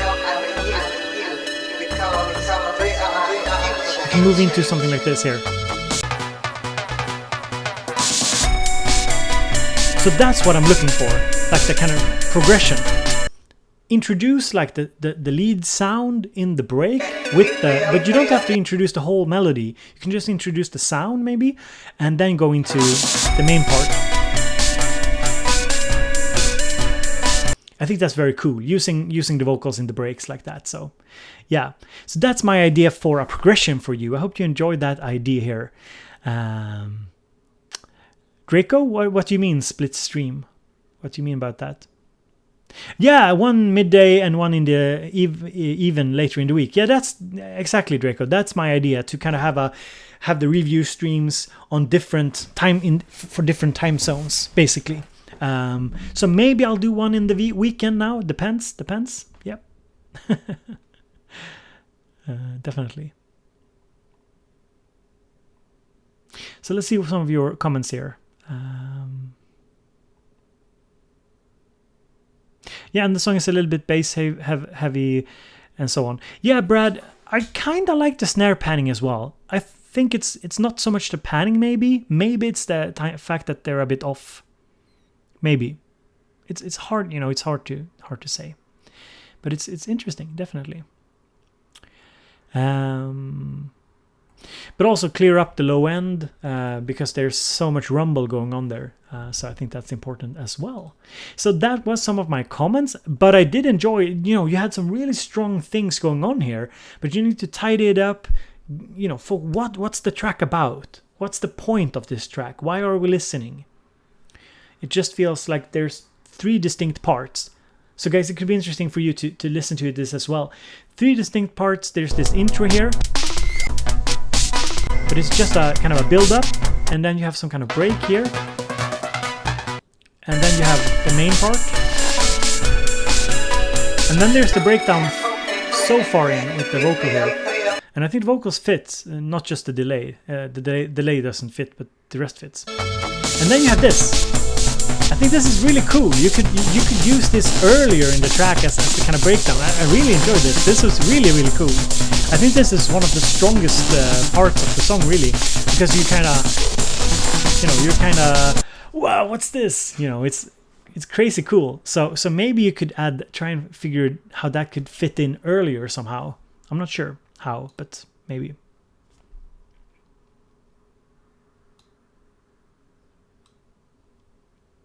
Henry Music. Basically, for the live streams, for the live review streams, I post one post on Facebook, like one big one. where the information is, and then you post your music. But of course, guys, it's important to note that it's not 100% that I will pick your song. Depends on how many entries, depends on my mood, depends on who is posting. Of course, subscribers on patreon.com/BoBeats, and even people who have donated to the stream gets a little bit of a priority in the queue. That I think goes without saying.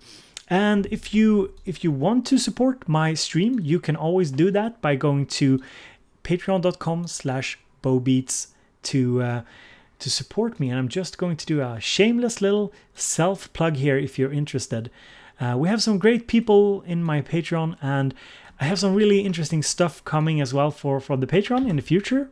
Definitely have some stuff planned for you guys. So you can always go here if you want to. And you will also get access to the live stream archives, all the live streams, if that's something you like.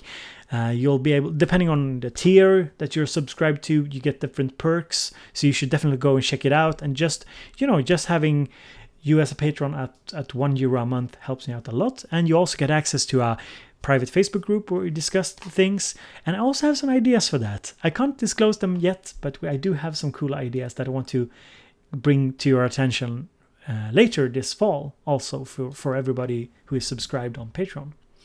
So I just need to thank everybody who's subscribed there, because it truly helps the channel out a great deal. Now, where are we at? Chris Mout, good seeing you as well. Good having you.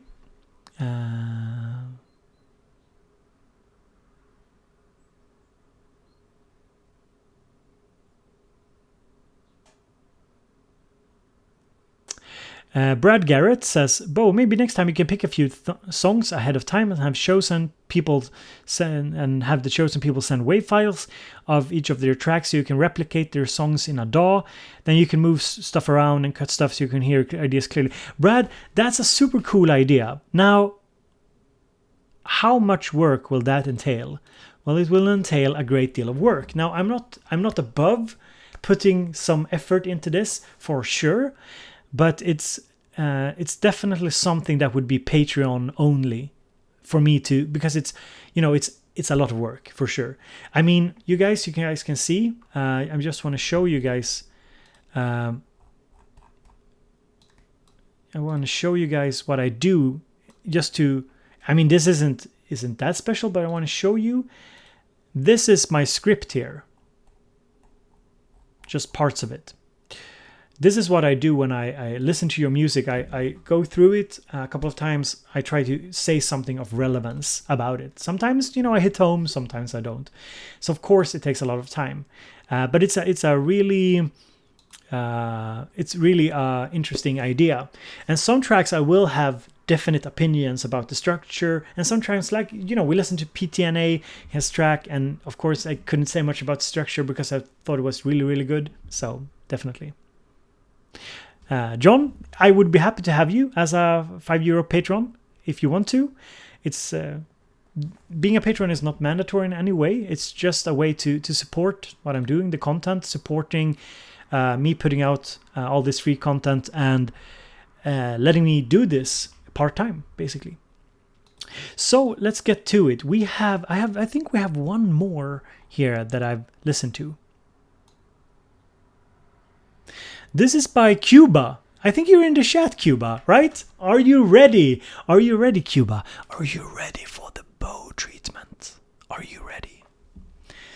I think Nikita or Cuba is in the chat. Yeah, just like Richard says, we are a friendly bunch in the Patreon club. And basically, I'm aiming for 500 patrons. That's the kind of goal I'm heading for. That's why I'm promoting it, because that means that I'm not reliant so much on just fishing for views on YouTube. I mean, every YouTuber, if you want to kind of get a kind of an income from YouTube, you have to do views friendly stuff. Say a tutorial. A tutorial doesn't get that much views. Do something drama or do something focused on hot topics that gains a lot of views. So basically, I think having a Patreon is a really good way not to be so, going for content that gives you a lot of views. You can go for quality, and that's something I want to do a lot more, definitely. definitely. But now we are listening at Cuba.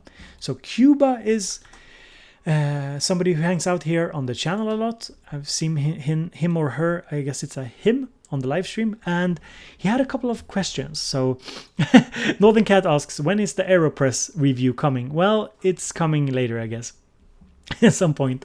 But I do have a little bit of coffee left, but it's cold, of course. So Cuba, good to see that you're in the chat here. Nice that you stuck around. Super cool. So Cuba, I did write down, a couple of ideas here. No, Cuba, this is cool. This is cool stuff. So we are listening to Cuba's track here. So guys, don't be afraid to go to Cuba's YouTube and subscribe, because I think he has some cool stuff coming. Definitely.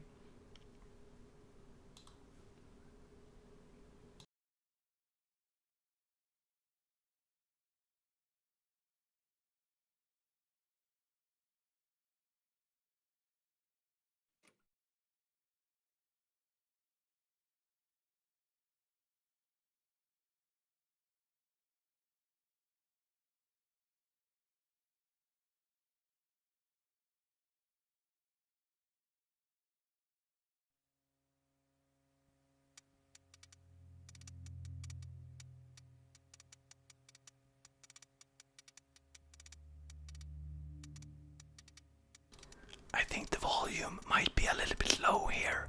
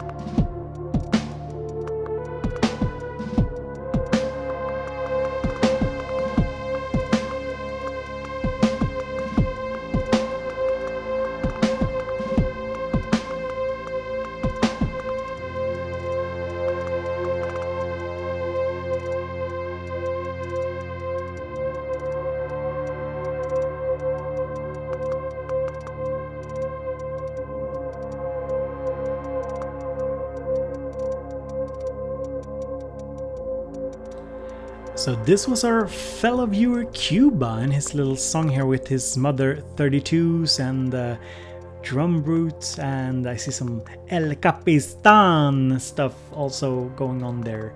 Very nice indeed. And Cuba were on the other day asking me about the need for mixing and mastering and so on to release stuff, and I think I told you back then, Cuba, as well, for the type of video you are doing here, you are doing really good. You can see from the response here in the chat that you're doing something really good here.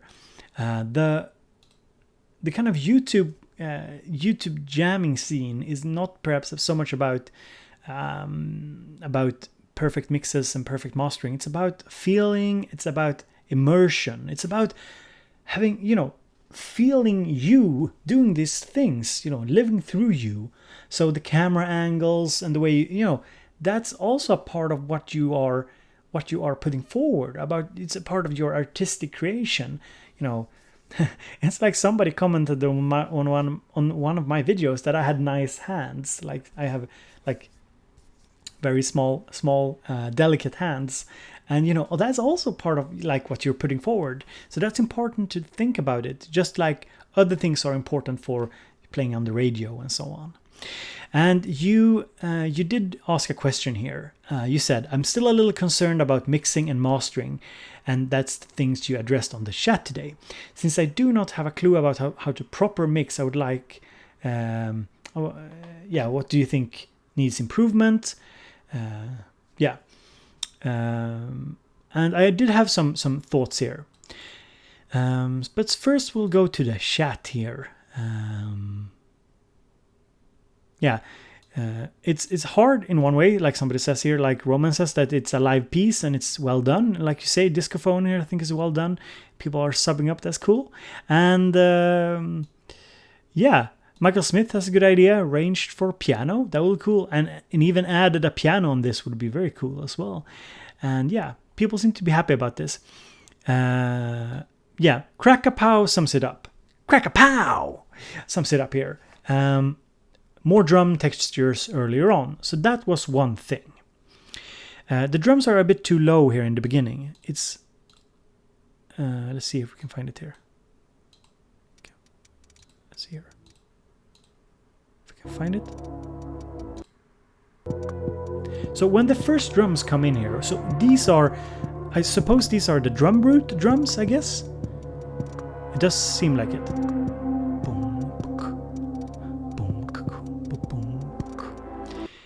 They feel too low, and even when the second drum beat hits, I think the drum brute in general gets too little attention.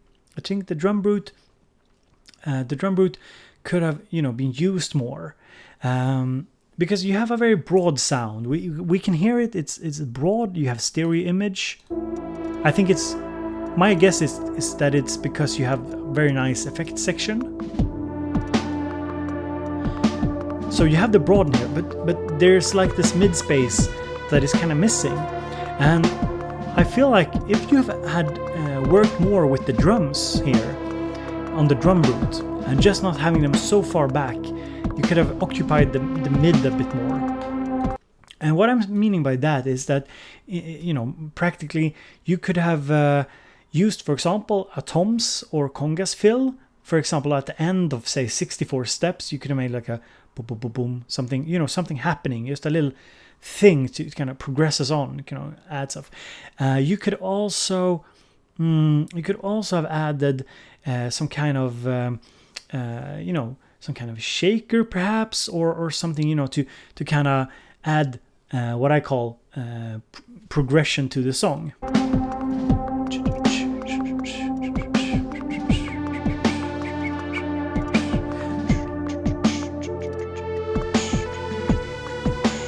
Something, some subtle.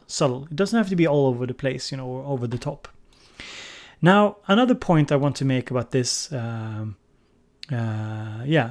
thing I want to, just because I know the drum brute and you have these options, you can even use like a shaker with a bit of randomization to it, just to have some movement in the background. Now, if we are talking like what does this song lack in terms of the mix, I think lacks a bass line, something, you know, something, yeah, some bass basically. It feels kind of empty. It's not something you start to notice until you kind of add it. But a bass line somewhere would have been really nice. Boom, boom, boom, boom, boom, boom, boom, boom. You can even have a melody bass, or you know, you could have melody on top of this as well. You know, I think it works without a clear melody, but you could add, you know, this progression here is very nice. You could have added some kind of lead sound on top of it. But I think just in terms of, if we are talking mixing, I'm missing the bass. I'm missing that. That feels like it's a little hollow in that sense. Let's see here. Yeah, Brad Garrett has a good suggestion. You could EQ the mothers differently to help the bass. Definitely. Try and do some EQ trick there to help the bass on. Yeah, for sure. Yeah, maybe a ride as well. You could do some kind of subtle ride, Draco. Definitely. The drum root can do a nice ride as well. So definitely. And yeah, Michael Smith, I jinxed you on the shakers there, definitely. Very sure, very nice.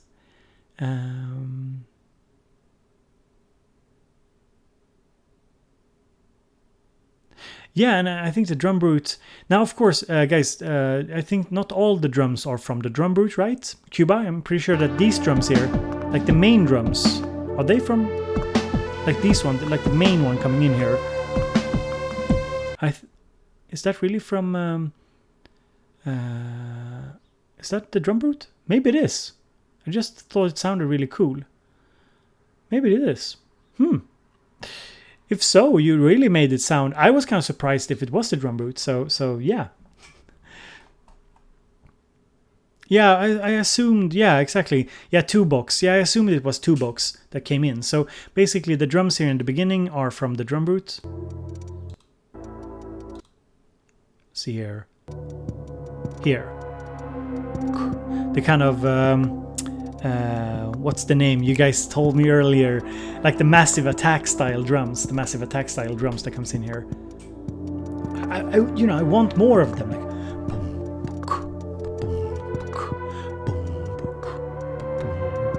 I want to hear more. I want to hear some more pumping here. Yeah, that's just it.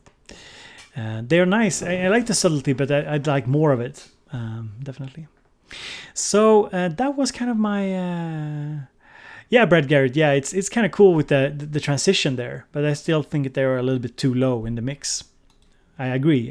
The transition is very cool, but I think they're still too low in the mix. It's kind of a bit too subtle even. Because the drum root isn't in your face. That's the thing. I know the drum root. It's not in your face, even if you add a bit of a volume to it. It's not in your face. It's not like not a drum machine that kind of you take notice of as much as some other drum machines. It's not that bombastic. And of course, a bass line would be very cool, or adding bass to it. So yeah. I think you got some nice comments here. Just things to think about. Definitely you got something going on for yourself there that works. Definitely. Yeah. So that was actually the list, guys. That was the tracks that I kind of prepared a script for. And if you are new here, we did a little bit of a live unboxing here on the live stream earlier. If you're new here, I got this sent to me from Arturia. I'm sitting behind it. Oh man, it's all over the place. Yeah. We unboxed it. It just came through the door during the live stream, so that was cool. And I think we had some really cool submissions today. I hope you guys got something out of this. And yeah. And the video work on Cuba's track was really good as well. I really enjoyed that too. I thought it was really cool. So overall, very nice.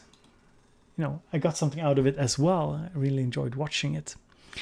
So I hope you haven't forgot to hit that like button on the live stream. And as some people pointed out, you should all join us over on my Patreon. The link is in the description for that as well if you want to support me further. Just €1 a month is all that it needs to access our little friendly group, and there will also be some nice rewards. You can read more about it on Patreon and check it out if it's something that interests you. And I'm going to go and check Facebook and see if there's any other submissions here from people. Let me just see here. I think maybe there's some. Yeah, I guess there's some new people here who have dropped their songs here. Let's see here. Yeah, not that many. So guys, I think we have to kind of wind down here. Discophone, nice that you could stick around. Oh yeah, Disco. We have to listen to your track, man. Sorry, man. I forgot it. Didn't I put it here? Didn't I put it in my list? I'm pretty sure I did. I'm pretty sure I put it here somewhere. Well, Discophone gets the kind of honorable last mention on this stream because Disco put out a tune while he was in bed in the hospital. That's some dedication, guys. He put out this tune while he was in bed in the hospital. So I think we have to honor him by checking it out.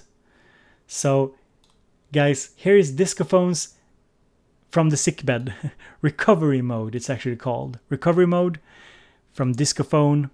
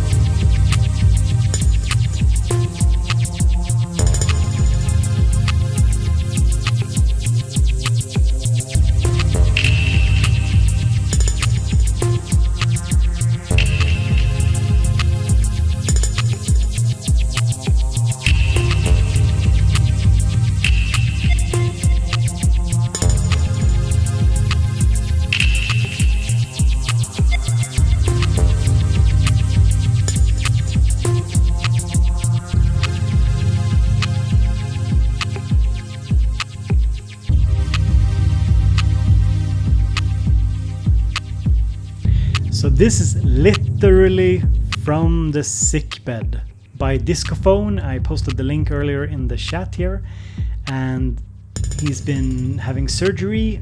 He's a great pal, very supportive of what I'm doing, and yeah.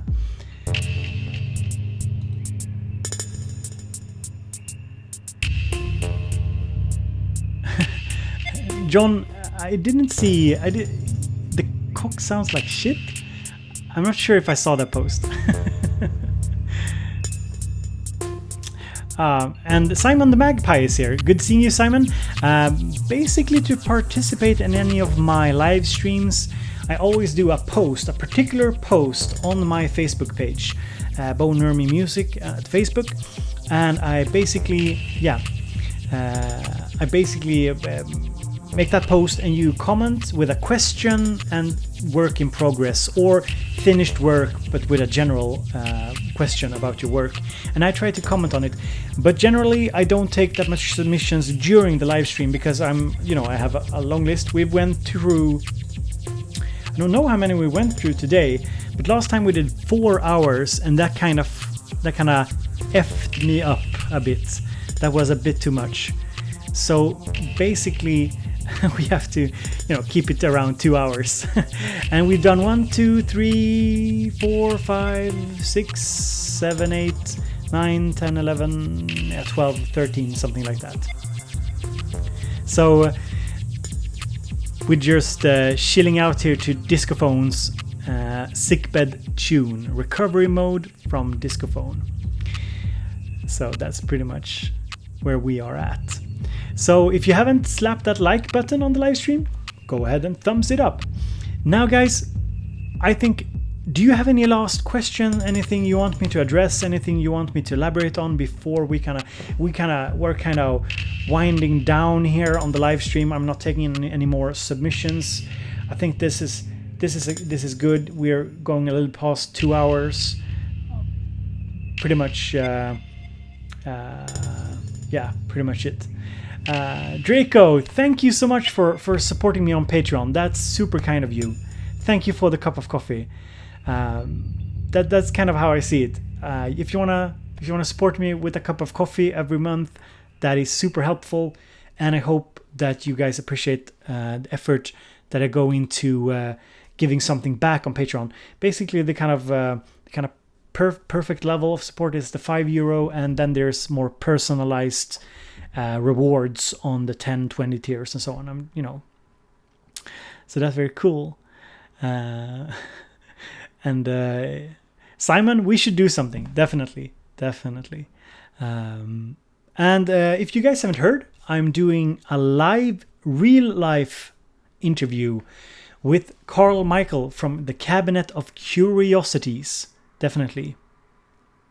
John, as to sending me stuff when I'm not review streaming, no, I can't do one-on-one feedback, and I can't keep track of stuff sent to me like 2 weeks in advance. It's just so much to deal with that you have to be patient.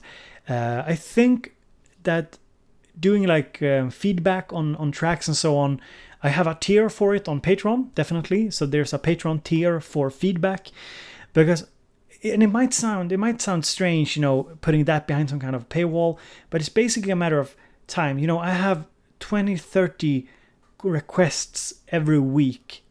A lot of people requesting feedback on stuff. It could be YouTube videos, it could be music, and sometimes I comment on friends' stuff, but in general I try to save my energy, kind of be effective about it, because otherwise I could be sitting there reviewing stuff all week long. It's never ending.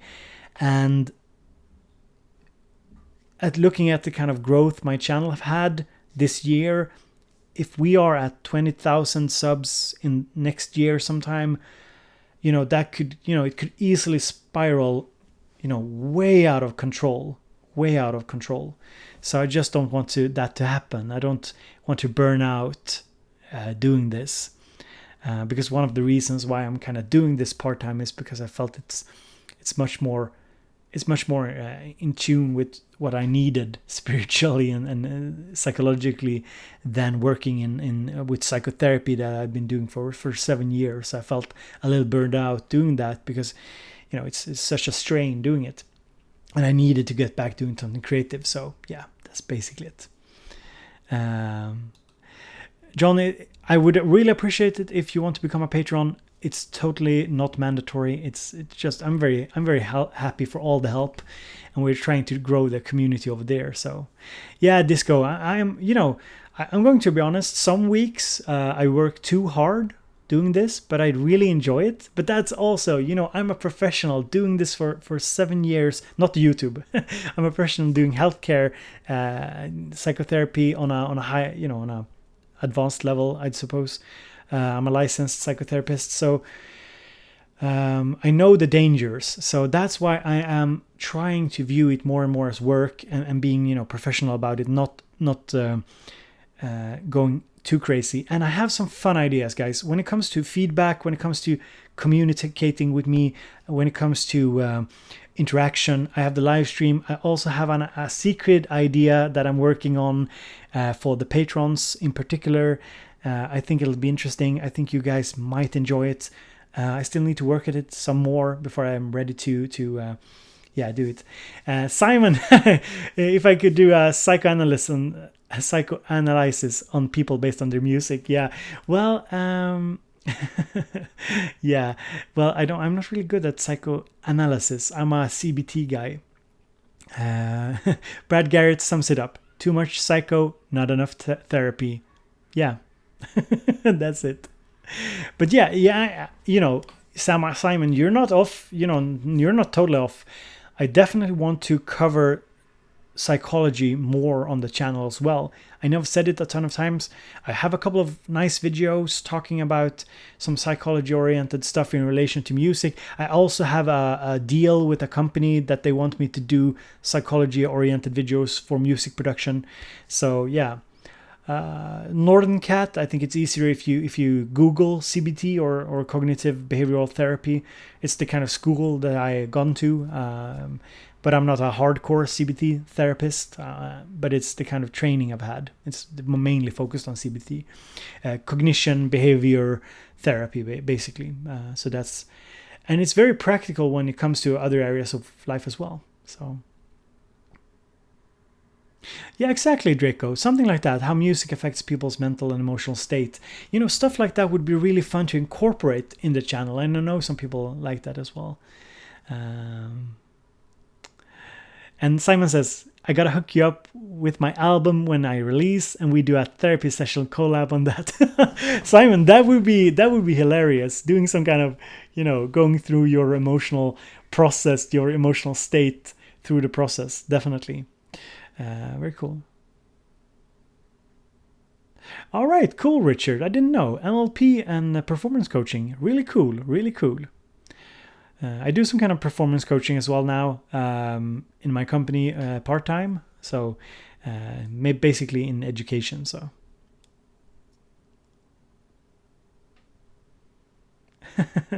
yeah, exactly, Disco. You made the track at the hospital, cheering you up. That's very cool. That's very cool. It's very important. Yeah, exactly, Simon. You have to lay down. We have to have the whole couch and stuff, and we have to have like an hour talking about your childhood and so on. Definitely. And yeah, Richard, I definitely see the connection to personal development and martial arts. Definitely. It's like with music also. Music and therapy goes hand in hand and so on. So that's... Comrade asks, one question, how do I escape the loop of creating the same thing over and over? Changing the environment that I'm in is not helping. Comrade, my suggestion would be changing the process. Change the process, change the outcome. I have a video for you if you haven't seen it. It's not mine. Let's see here. Let's see if I can find it, Comrade.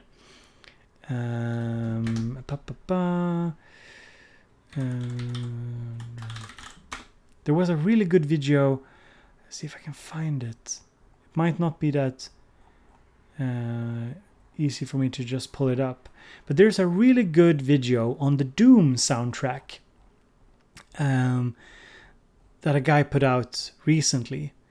So let's see here. It was Doom Live. Yeah, it was Doom. Behind the Doom music. Let's see if I can find it. Do you guys remember what name it had? I'm not sure. There was this live. Yeah, here it is. And in Killer Instinct is how it's integrated to. Yeah, here it is. Okay, yeah, you saw it. Yeah, basically, I think his advice is the way to go. Changing up the process. Just trying to go about it in a different way. And of course, like some people pointed out here, of course, changing up the music you listen to is one way. Trying to devour other kinds of culture, different movies. That's also something you can do. Sometimes what helps me a lot is going to like an art gallery, or looking at different pieces of art, trying to just get some kind of creative input from some other source than music. I think that's something that helps me a lot, definitely. And Brad Garrett has a really good suggestion here. Try start a track with an instrument you haven't used before. Yeah, that's very good. Or just doing a different VST instrument. Just trying to find that different angle. It's not easy, It's not easy. Some of us have problem with keeping with changing up stuff too much. I feel I fit that category. I change things up all too much. But of course, just finding that different approach, and it's oftentimes it's easier said than done, definitely. Another thing you could do, and this John says as well, is sample yourself playing the theremin. So I suppose to add to what John is saying, I think sometimes just bring out an instrument, playing around with it, sample it, sample whatever comes out. Don't think too much about it, just jam away, sample whatever comes out, and see if you can use that as a kind of building blocks. I think that's very interesting as well.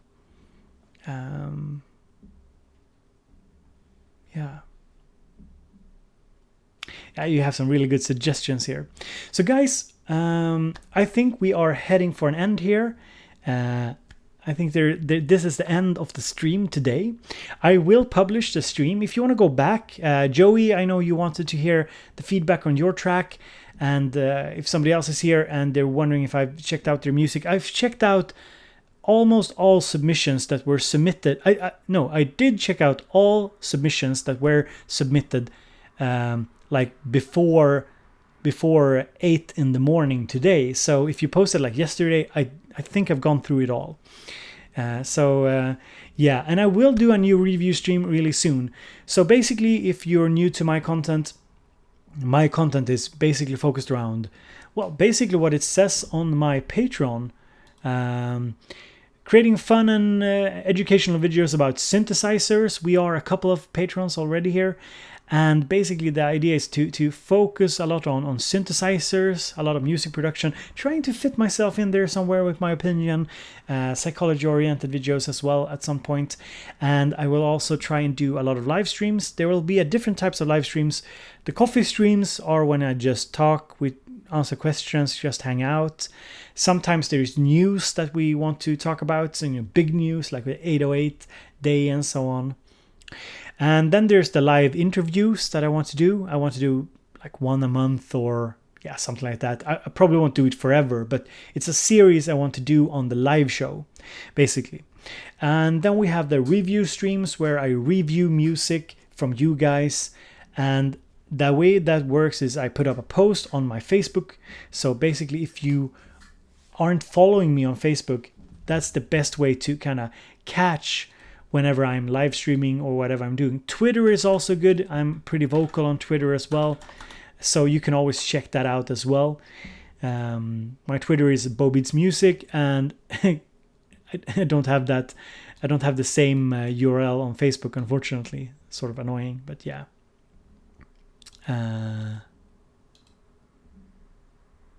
Yeah, exactly, Simon. Live stream jams is something I've done before. So that's kind of part of the live stream. Live streaming is interviewing, it's chilling out, it's reviewing, but it's also live tutorials For example, when the Digitact came out, I did a bunch of live tutorials, like sitting, doing stuff, you asked me questions. That's also something I enjoy doing. And there are a couple of releases this autumn that I will cover. There's a secret release that you guys don't know about yet because it's not been announced. It's not a synthesizer, but it's a big release. I can tell you that. It's a big release. I will be covering it, and it's coming sometime, I think October. I don't know when, but I will be covering some of the new Electron stuff and probably do some live streams on that as well. And later this year, there are some new interesting products from a couple of companies also that I'll be covering. So I think that can be very fun as well. Just having a live streams where you can ask questions about those products and so on. Yeah. Yeah, exactly. Yeah, VIP F. Yeah, that's the thing. Comrade, thanks for sticking around. Thank you all for sticking around. It's time to end this, and I hope to see you another day. We got some videos planned for the stream there, for the channel. There's a couple of fun ones. I think there's 2 new videos next week at least, maybe more, and I hope to see you later. And Joey, the VOD should be ready check back in 2 hours maybe. I'll try and post it online. So thank you so much guys for sticking around, listening to me rambling. Love you all, and thank you so much for all the support. It's mind-blowing. It's crazy. So yeah.